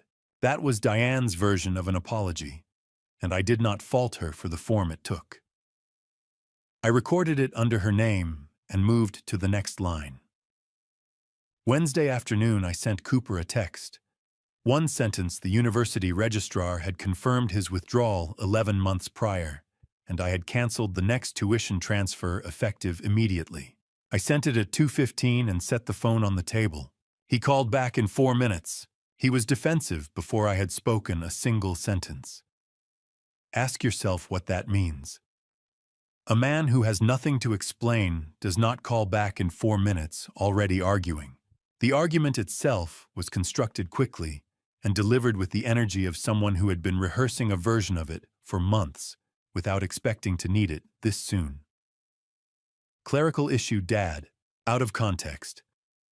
You do not have the full picture. He used the phrase full picture twice, which was one time more than a person uses it when they actually have one. I let the argument run its full length. This is a skill I had developed over 40 years of professional life, the ability to hold the phone and listen to something unreasonable without needing it to stop. Cooper was not saying anything I had not already accounted for. I was simply waiting for the part where he ran out of new material. When he did, I said, "The transfer is canceled, Cooper." He had more to say. I said Sunday at 6. I am cooking. Then I set the phone down. I set the phone face down on the table. The kitchen was quiet in the specific way it gets after a conversation that will not be forgotten, not silent, but settled the way a room feels when something permanent has been put into it. I opened the notebook and wrote under Cooper's name in the same level hand I had used for Diane. Not a judgment. An entry. I want you to understand something about timing. In a ledger, when you enter a number matters as much as what the number is. I had 2 entries on my page now, each correct, each recorded without drama. The page was beginning to look the way a well-kept account looks when someone is finally attending to it properly. Neither of them had apologized. Diane had written a check, and Cooper had made an argument. I had not expected apologies. I had expected exactly what I received. An apology is an emotional transaction, and I was not conducting emotional transactions this week. I was conducting a different kind. I poured the last of the coffee and sat back in Dorothy's chair. The afternoon had gone gray outside the kitchen window. The notebook was open in front of me with 2 lines entered and 5 more waiting. I had done what I could do Wednesday. Thursday was already arranged. Friday had a name at the top of it that I had not yet spoken aloud. Then the phone buzzed, screen down on the table beside the notebook. Nathan never called without a reason. I watched it buzz once, twice, 3 times, 4, and go to voicemail. I picked up my pen and wrote Friday next to his name on the page. He could think about his reason until then. Nathan called at 7:53 on Friday morning. I let it ring 3 times. On the 4th ring, I picked up and said, "Nathan, good morning." He had prepared something. I could hear it in the first 4 words, the slight elevation of warmth that a person produces when they have rehearsed an opening and are now delivering it. He asked how I was feeling. He mentioned the surgery in a way that made it sound like a mutual hardship we had both endured. Then he said he had been thinking, and that after everything I had been through, it might just be easier if he handled the financial side for a while, just to reduce the load. His words, just to reduce the load. I listened to the full proposal without interrupting. It was well constructed. It had a benevolent surface and a specific legal interior. And if I had not spent 4 days in Arthur Pennington's conference room, I might have received it as concern. I received it as a filing. When he finished, I said, "Sunday at 6, Nathan, can you come?" He said, "Of course," before I finished the sentence. Nathan Calloway had never once agreed to anything before he finished thinking about what it cost him. That was the only tell I needed. I said, "Good. I am cooking." I ended the call. I sat with the phone in my hand for 11 seconds, I counted, and then I called Arthur. "Nathan agreed to Sunday without hesitating," I said when he picked up. "He never agrees to anything without having already decided how it ends." "The counter-filing was accepted Thursday," Arthur said. "The hearing is next Wednesday." "Bring everything Sunday," I said. "Nothing has changed yet." Arthur said he would. Arthur and I were done in under a minute, which was the right length for that conversation. I set the phone on the study desk and stood at the window. The yard was gray and still in the October morning. The grill was out there unlit, waiting for Sunday in the practical way objects wait when they do not know what they are waiting for. I stood at the window long enough to confirm that the plan was still the plan, and then I went to make breakfast. Saturday afternoon, a number I did not recognize called from a 704 area code. I answered because I answer unfamiliar numbers when I am expecting information from unexpected directions. It was Melissa. She called from a colleague's phone because she did not trust her own. I want you to sit with that for a moment. My daughter was afraid to call her father from her own number. She spoke carefully and at a register slightly lower than her usual voice, the way a person speaks when they are aware that the conversation has weight and they do not want to drop it. She told me 2 things I did not yet have. The first, Nathan had arranged the physician affidavit that accompanied the guardianship petition. Amy had signed it. Melissa said that Amy believed she was signing a wellness check request, a routine form Nathan had told her, something the hospital uses after a significant cardiac event to document family support. Amy had not read the full document. She had trusted her brother's description of what it was. The second, Melissa's husband, Kevin, had said Tyler's name 6 weeks ago in a context he should not have known it. A reference to a commercial corridor, a timeline, a number that Kevin had no independent reason to know. Melissa had understood in that moment what was being built and by whom. She had been afraid to call since. "Come Sunday," I said. "Sit near the door." She said she understood. I believed her. I ended the call and stood in the backyard with the phone in my hand. The grill was in front of me, cold and gray, the grate cleaned and stacked the way I had left it in August. The October air had the smell of a season preparing to close, no smoke yet. No hickory, just cold grass and the faint mineral edge of a sky that had decided it was autumn. I stood there for what I estimated was 3 minutes, turning Melissa's information over the same way I would turn a set of numbers that had just changed the total at the bottom of a column. Then I called Arthur back. "A change of plans," I said. Amy signed the physician affidavit under a false description. She did not know what she was signing. Melissa is coming Sunday as a witness. Arthur said nothing for 2 seconds, which from Arthur was the equivalent of a lengthy response. "Also," I said, "bring everything on Tyler, and bring a notary." "Bring a notary." Arthur did not ask why. A good attorney never asks why when the answer is already visible. What do you bring to a family dinner that requires a notary? You bring an ending. "I will be there at 6, Arthur said. I ended the call and looked at the grill in the gray October light. It was still just a grill.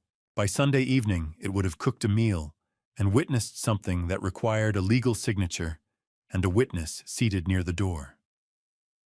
Those two facts could coexist.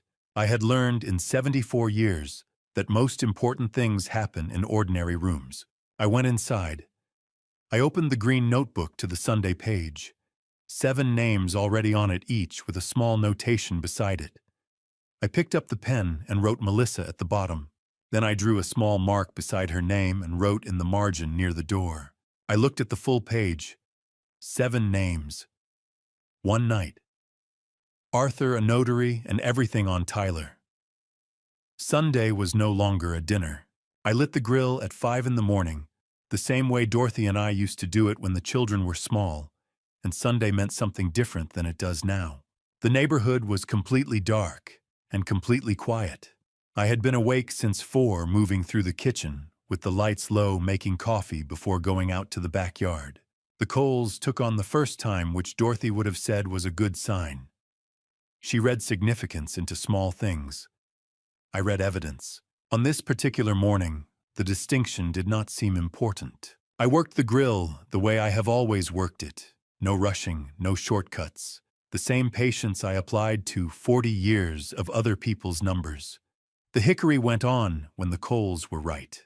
The smoke rose straight in the still October air, which meant no wind, which meant the temperature would hold. Dorothy always said the smoke told you when the fire was ready. Not the clock, the smoke. I had learned to read it the same way I had learned to read everything she taught me, by watching her do it first. Nervous is what you are when you do not know how something will go. I knew exactly how this was going to go. I had known since Wednesday. The smoke was straight, and so was I. The sky began to lighten around 6 that particular October.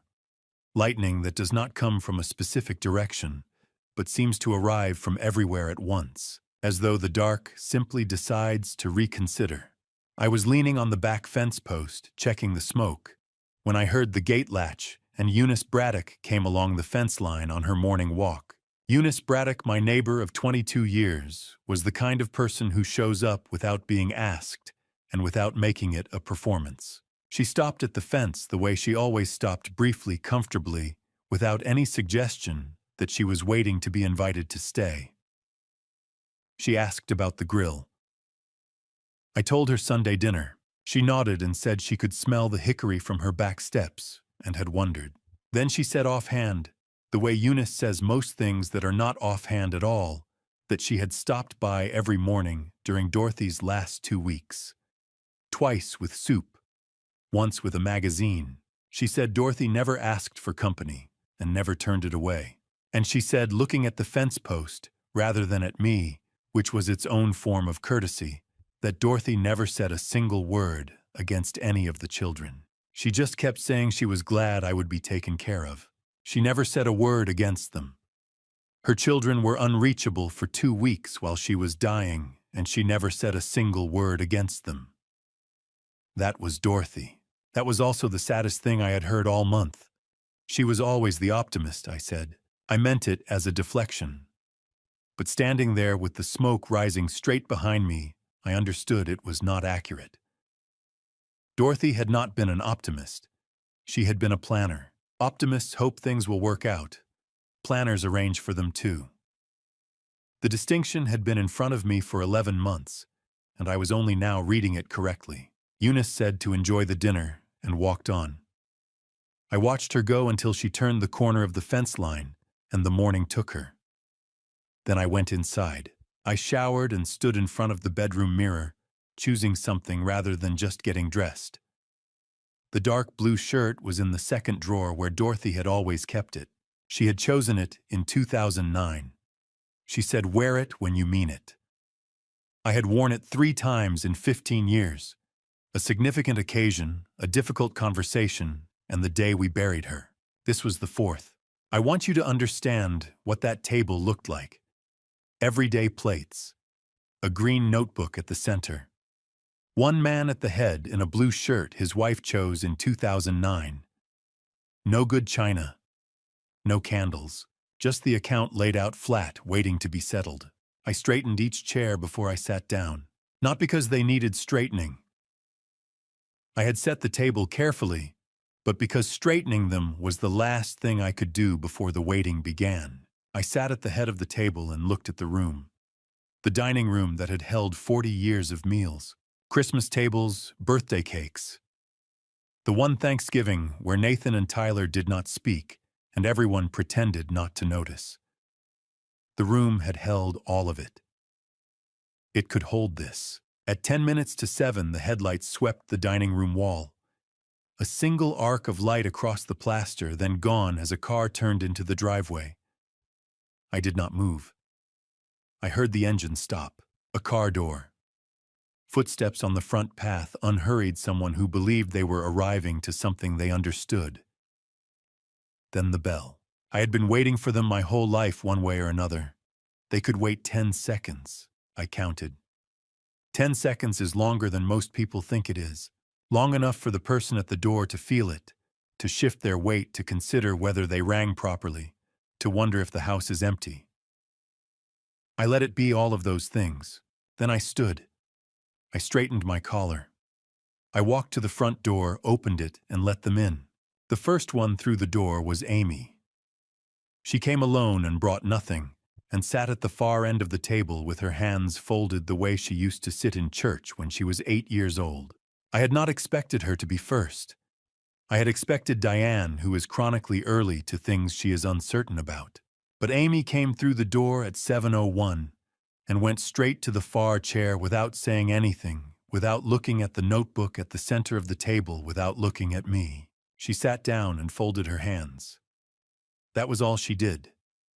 I registered it and moved to the door. Diane arrived 4 minutes later with a canvas bag over her shoulder. The corner of a brochure was visible above the bag's edge, a cream-colored paper professional weight. The kind of thing that arrives in a mail merge envelope from an institution with a landscape photograph on the cover. She sat at the table's side and set the bag in her lap and did not take the brochure out. Not yet. Cooper came in without making eye contact with anyone. He pulled out a chair and sat with it angled slightly away from the table center, which I recognized as the physical posture of someone who wants to be present but not accountable. He had his phone in his hand. He put it in his pocket when he sat down and then seemed uncertain what to do with his hands. Tyler arrived at 7:11. He came in with the ease of someone who believed the room had been arranged for his benefit. He shook my hand at the door, a firm, easy shake, the handshake of someone who has decided confidence is the only posture worth committing to. He sat directly across from me, which was the seat of someone who either wanted to watch me or wanted me to watch him. I could not tell yet which it was. He smiled. I let him. Melissa came in at 7:15, took the chair near the door the way she had been asked to, and placed her hands flat on the table in front of her. She looked at me once, and I looked back, and that was sufficient. Jesse sent a voicemail at 6:45. A retreat, paid in advance, a wellness program in the mountains that required a full weekend. The same excuse the Henderson contract had been dressed in different words. I set it in a column by itself and moved on. Jesse was absent. The account would reflect that. 2 document cases, 1 table. Nathan had brought a lawyer to his father's Sunday dinner. I noted that and said nothing. Nathan arrived at 7:19 in a suit. He was accompanied by a man I had not met, Colton, Nathan's family law attorney colleague, who came through the door carrying a second document case and took the seat beside Nathan without introducing himself to anyone else at the table. He set the document case on the floor beside his chair. He opened it without being asked. He was a professional. He had done this before. I returned to the head of the table and sat down. 8 people in the room, 7 chairs, 1 at the table's head. Colton beside Nathan. The green notebook was where I had placed it. The everyday plates were where I had placed them. The hickory smoke from the morning grill was still faint in the air of the house. The same smell as 3 weeks before my surgery, when this family had sat around the same smell and made a set of promises that the next 21 days had catalogued precisely. I want you to look at that table. A nursing home brochure face up in the center of the everyday plates. Diane had put it there when she thought no one was watching. A green notebook beside it. A 74-year-old man at the head who had not said a word yet. Let me tell you which of those things was going to determine the evening. Nathan stood before I had opened my mouth. He had prepared something. He said "we" before he said anything else, and he said it 4 times in the first 30 seconds, which was his way of making a family out of a conspiracy. The speech was careful, and the speech was practiced, and the speech sounded to anyone who did not know the last 3 weeks of this story like the genuine concern of a son who had watched his father survive a cardiac event and wanted to help. He used the phrase "structured support" twice. He mentioned Maplewood Gardens by name, which confirmed that the brochure's appearance at the table center had not been an accident. He mentioned post-surgical cognitive vulnerability without using those words exactly, which told me his attorney had reviewed the language. I listened to every word. I did not move. I did not change the expression on my face. I had kept other people's accounts for 40 years, which had required listening to explanations that did not match the numbers without showing that I saw the discrepancy. This was the same skill. I used it. Nathan's face, when he finished, had the particular quality of someone waiting to be answered, who is confident in the answer they will receive. He sat down. What does it look like when a man takes a room back? Not with volume, not with argument. With the exact length of time it takes to walk from one end of a dining room to the other on a walker in a blue shirt his wife chose in 2009. That is what it looks like. I said, "Before we continue, Nathan, I would like to introduce someone." Nathan's face showed nothing. That was how I knew he was afraid. I pushed back my chair, stood, and took the walker handles. I crossed the dining room at the pace the room required. I used every second of it. I put my hand on the front door latch. Behind me, the dining room was completely quiet. 6 people and a lawyer watching a man with a walker open his own front door. I turned the handle. Arthur Pennington stepped in first. The notary was directly behind him. Arthur nodded at me once and walked to the far end of the table. He did not introduce himself. He did not need to. He set his document case on the table and opened it. I returned to the head of the table and sat down. The notary took the chair to Arthur's left and placed her phone on the table face up, the way a person places an instrument they expect to use shortly. Arthur looked once at Nathan's colleague across the table, the 2 of them exchanging the brief professional acknowledgement of attorneys who have arrived at the same table from opposite directions. And then Arthur spoke. "Before you present anything," he said to Nathan's colleague, whose name was Colton, "there is prior documentation you need to see. It supersedes the petition." Colton did not answer. He was a professional. He waited. Arthur removed 2 items from his case and placed them on the table in a sequence I recognized as deliberate. The first went face down, the asset appraisal, the figure inside it still invisible to the room. The second went face up, the fabricated power of attorney Tyler Calloway's signature, visible above the typed line that read, Raymond Calloway, by Tyler Calloway, authorized representative. Arthur smoothed it flat with one palm and left it where the room could read it. Fingerprint. ICU sedation. $28 million. Arthur said it the way you read a column of numbers, flat accurate without editorial. That was what made it land the way it did. He identified Tyler by name. He stated the date, day 3 of my post-surgical recovery. He stated the mechanism, a notary brought to the ICU during a window of sedation. A fingerprint obtained, a temporary power of attorney fabricated on the basis of it.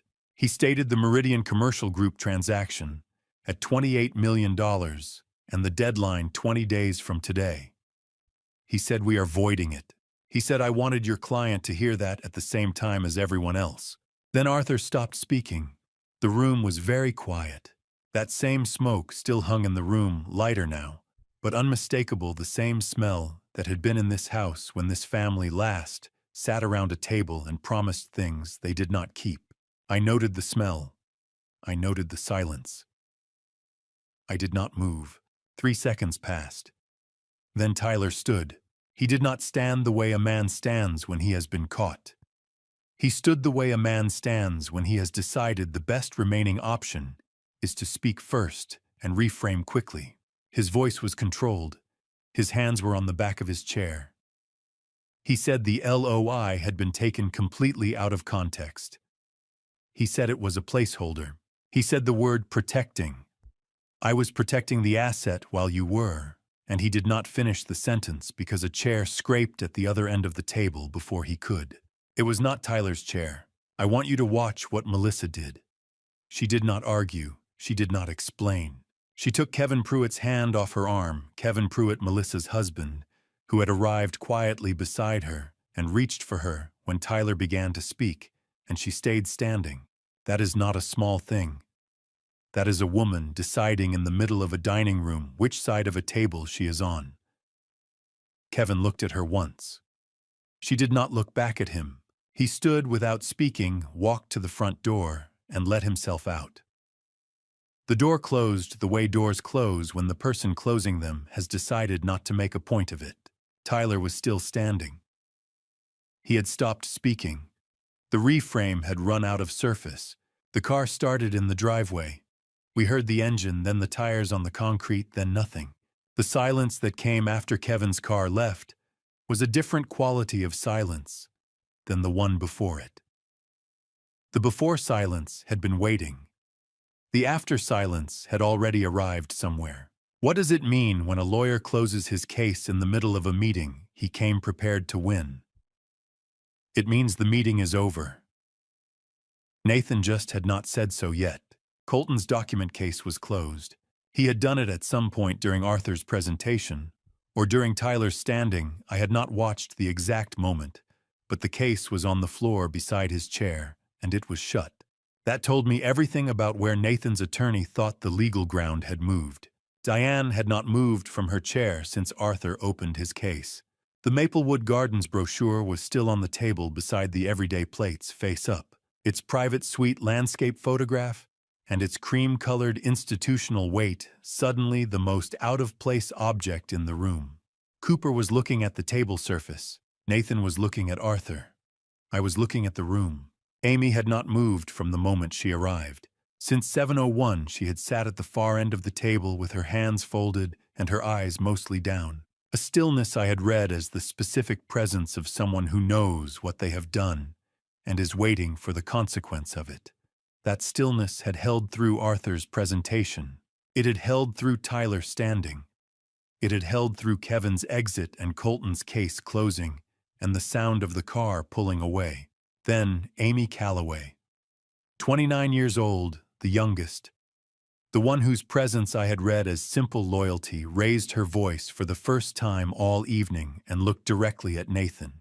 I had not prepared for this. Neither had he. Amy's voice was the only sound in the room, and it was smaller than I expected. Not a shout, not a verdict, just a sentence that lands like a hand placed flat on a table. She said she was in Phoenix on the 14th. She said she had a boarding pass. She was looking at me when she said it. Not at Tyler, not at Nathan, at me, as though what she needed most was not to be believed by the room, but to be heard by the one person whose opinion of her still mattered enough to be worth the risk of stating a fact. Arthur did not pause. He said flat that date matches the ICU visitor log. The log shows one visitor on the 14th. Tyler said, "Amy, you don't understand what you're saying." Amy sat back down. She folded her hands. She did not say anything else, and she did not need to. The sentence had done what it needed to do. The room had the boarding pass now, even without seeing it. Tyler had the visitor log. One of those is a document that places a person somewhere. The other is a door that no one checked on the way in. I watched the room absorb it. 3 seconds. Long enough for Nathan to understand that the legal architecture he had built on the affidavit had just lost a load-bearing wall. Long enough for Colton to make a note he did not show Nathan. Long enough for Cooper to stop looking at the table surface and start looking at Tyler. Tyler remained standing. His hands were still on the back of his chair. He did not look at Amy. He looked at Arthur, which told me the reframe had shifted from emotional to procedural. He was no longer trying to explain the LOI. He was trying to find the next surface. Nathan found it first.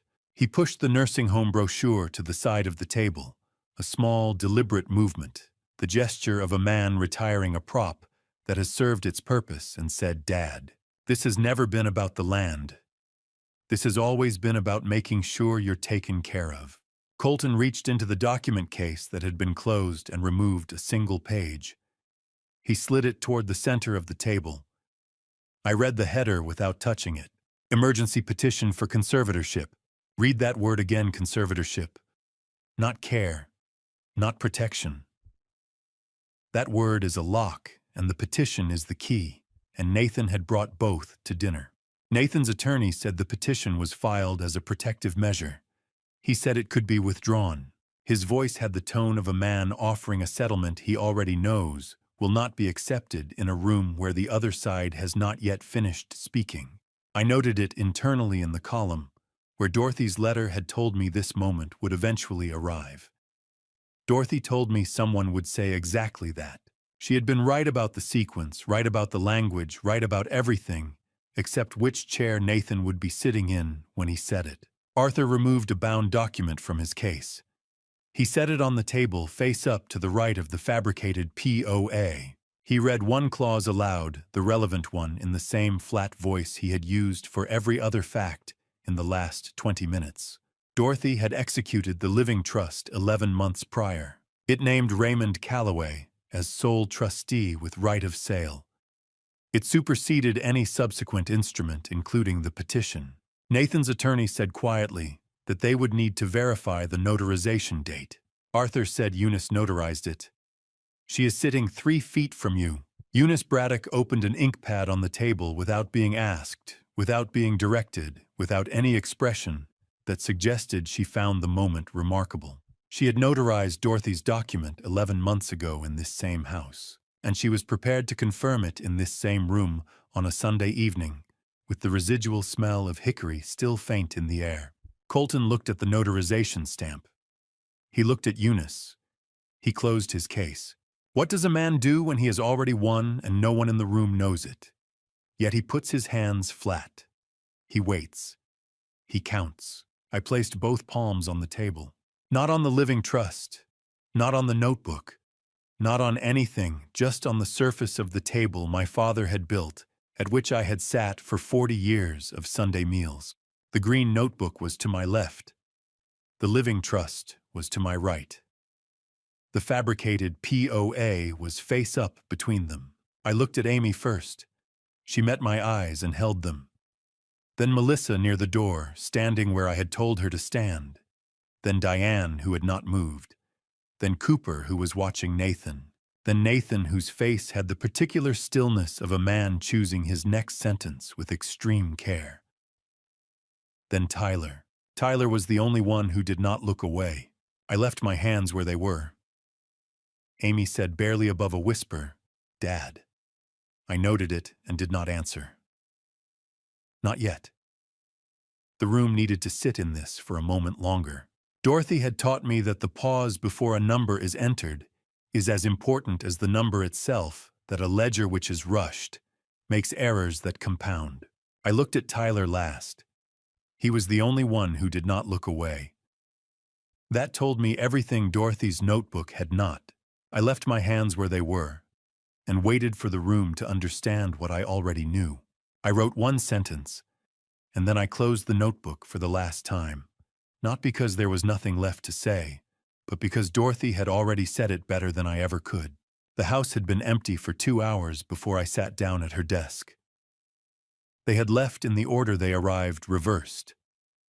Amy first quiet at the door, a nod that carried more than a nod usually does. Then Melissa, who touched my arm once on her way out without speaking, the kind of contact that does not need words because the words would reduce it. Then the rest in whatever sequence they chose, the door closing each time, with the sound of a house settling back into itself. I had one sentence in me.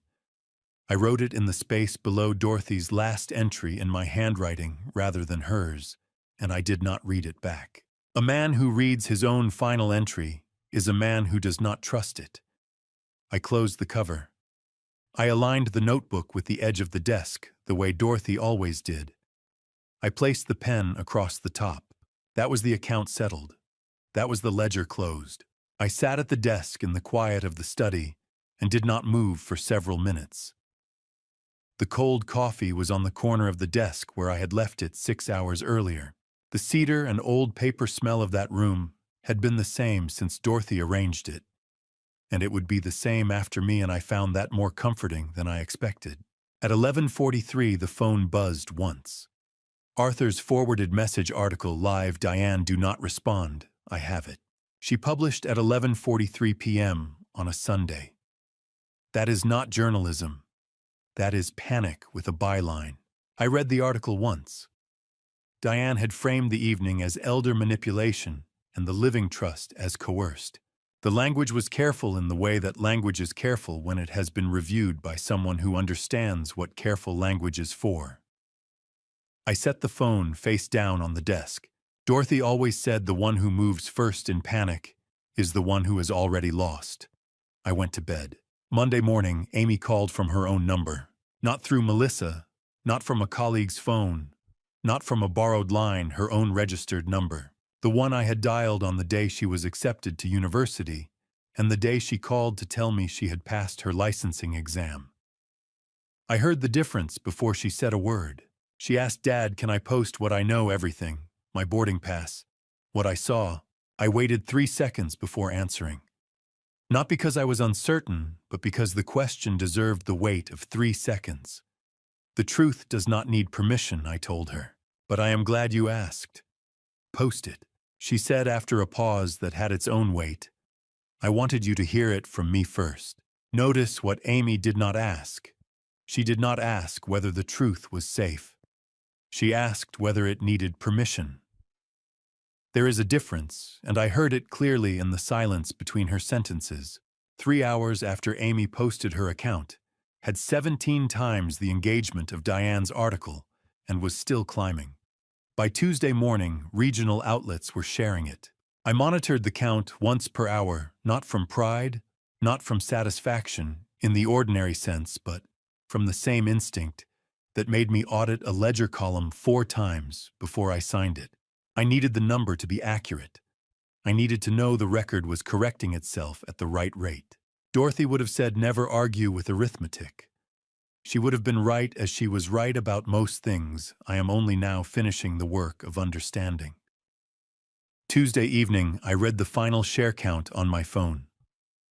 The number was large enough to be a fact rather than a figure, the kind of number that enters a community's memory and stays there. I set the phone face down on Dorothy's desk.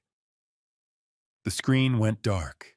What does a man owe a column of numbers when they finally add up the way they were supposed to? Nothing. He closes the ledger. He reaches for the lamp. I sat in the dark study for a long moment and let one thought arrive. Not a review, not a plan, just a thought, the way a thought comes when the work is done and the room is finally still. Dorothy, I thought, your youngest daughter just did something you would have been very proud of. I did not say it aloud. I did not need to. The study held it the way that room had always held things quietly, without comment, for as long as they needed to stay. After 4 minutes, I reached for the lamp. The light came on and the room was the same room it had always been. I set the phone down. The screen went dark and the room went with it. Then one thought arrived, quiet, specific, and not about any of my children. There was one more thing I needed to do, and I needed to go back to where it had started to finish it properly. The envelope had no printed logo, just a hand-addressed return corner blue ink, slightly uneven lettering, Green Timber Rehabilitation Center, Addison, Vermont.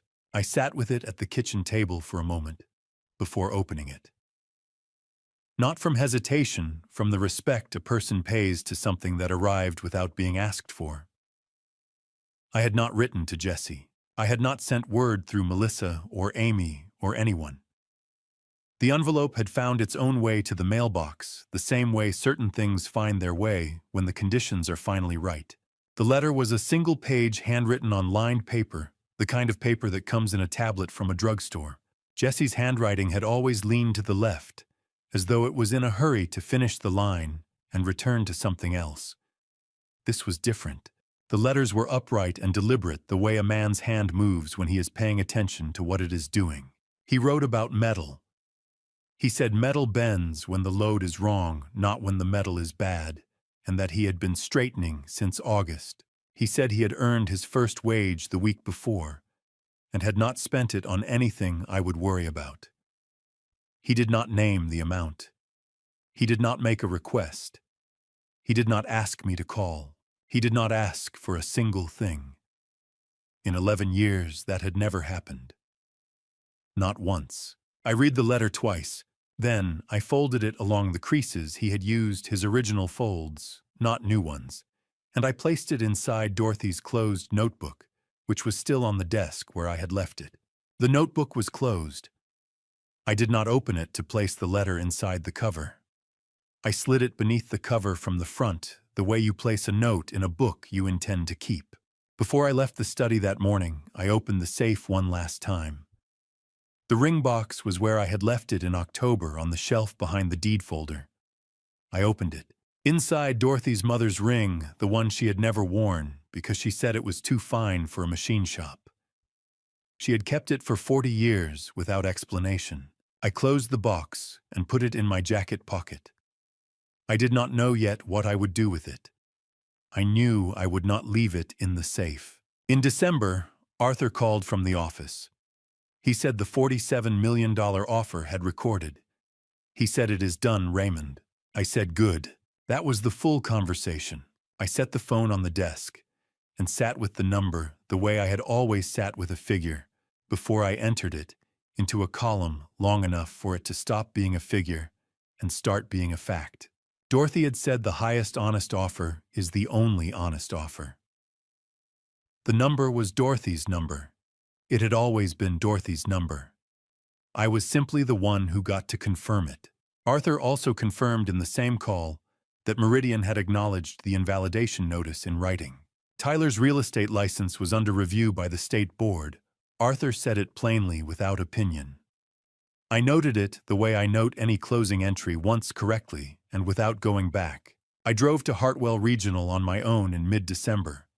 No walker, no transport, the same entrance I had been wheeled out of 8 weeks earlier. The conference room was on the 3rd floor. Arthur was already there. Grace Ellsworth was already there. And Eunice Braddock was already seated at the far end of the table. Hands folded a cup of coffee in front of her that suggested she had been there long enough to be comfortable. I signed the foundation documents where Arthur indicated. Then I named Grace as director. I said it the way I said most important things once, without preamble, as a fact already established. Grace said she did not know what to say. I picked up the green notebook from the table beside me and slid it across to her in a single motion. I said you don't have to say anything. Dorothy already wrote it down. Notice what Raymond did not say. When he slid the notebook across, he did not say, take care of it. He said Dorothy already wrote it down. He was not giving Grace instructions. He was giving her evidence. I looked at Eunice at the far end of the table. I said I would like you on the advisory board. She said Dorothy said you'd ask. I've been ready. The room went still for a moment. Not from surprise exactly, from the feeling of confirmation, a column closing exactly as it should. Of course she had. Of course Dorothy had told her. The plan had roots I had not yet finished finding. After we adjourned, I walked the 6th floor corridor alone. I had not been back since discharge. The floor had the same smell I remembered from the 20 days recycled air, the faint antiseptic edge, a quiet of a place where time moves differently than it does outside. Room 614 was occupied. An elderly man lay in the bed, 79, perhaps older. His eyes closed, his hands still on the blanket. The bedside chair was empty. I sat in it. I did not introduce myself. I stayed for 4 minutes. I had sat in that chair when no one came. Now I was the one who came. I did not know his name. I did not need to. Grace had already put him on the list. When I stood, Grace was in the corridor doorway. She said already on the list. That is why we built this. I nodded, and we walked back toward the elevator without speaking, which was the right amount to say. Amy was in the main lobby when I stepped out of the elevator. She had not been expected. She was standing near the entrance, not sitting the way a person stands when they have been waiting, but do not want to appear to have been waiting long. She was holding a small pine box with both hands. She said Jesse sent it from Vermont. She said he asked her to deliver it in person. She said he told her give it to Dad and tell him to open it with someone he trusts. Amy held the box with both hands, the way you hold something that took effort to make. The edges had been planed smooth, not sanded planed, and the corners fit without gaps. I had not seen Jesse's hands do careful work in a very long time. The January light came in low and gold through the east window, and I held the box the way you hold something, before you decide whether you are ready, not tight, not loose, just present. Amy sat beside me on the bench without saying anything. The lobby held the quiet of a hospital in the early part of a winter morning. Not silence, but the muted quality of a building that has been holding people's difficult hours for so long that the walls have learned to keep it down. I set the box on my knees and looked at it for a moment. Jesse had planned the edges. He had cut the corners square. I had already seen the outside. It was time to see what he had put inside. I opened the lid. There were 2 items, a folded letter and a wooden keychain, 3 rings on a carved fob, the word Dad, cut into the wood, in letters that leaned slightly left on the first 2 and straightened by the 3rd, as though the hand doing the carving had found its steadiness partway through and decided not to go back and correct the earlier ones. The letters were uneven. He had not fixed them. He had left them exactly as they came out of the wood. That was the whole point. I held the keychain first. The wood was smooth from handling, not the planed smoothness of the box's exterior, but the different smoothness of something that had been held repeatedly during the making of it. 3 metal rings, plain, no markings. The fob warm from the box's interior, or perhaps warm from Amy's hands during the drive. I did not ask. Amy said quietly, "He made the box at Green Timber." Mr. Briggs, his woodworking instructor, a retired cabinet maker who had been teaching there since the program opened, taught him the joinery. She said Jesse had been in the shop 6 days a week since September. I set the keychain on my knee and unfolded the letter. Jesse had written about Mr. Briggs. He quoted him directly: "Bent metal straightens best when it is warm." He said he had been keeping himself warm since August. He said he had earned his first wage the week before he mailed the letter. He did not name the amount. He said he had used the money to buy the wood for the box, and that he had enough left for February's rent, and that he had not spent any of it on anything I would need to worry about. Then the last paragraph. He wrote, "The 3 keys are not for any lock. I made them because you have always kept the things that mattered in a place where they could be found. 1 key is for what was. 1 is for what is. 1 is for what you decide comes next. You get to decide that part. I thought you should know. I had not cried at the hospital. I had not cried at the courthouse. I had not cried when Arthur read the trust aloud or when Grace received the notebook. I cried now on a bench in a lobby holding 3 keys that opened nothing with my youngest daughter's hand placed over mine. Amy did not speak. She placed her hand over mine on the bench and left it there. And that was the correct and only thing to do. The lobby continued its muted winter morning around us. Nobody looked. 4 minutes passed, the way 4 minutes pass when they are being used correctly. I looked up through the east window. The Dignity Wing scaffolding was already there, steel poles and cross-bracing the building's skeleton rising in the January light.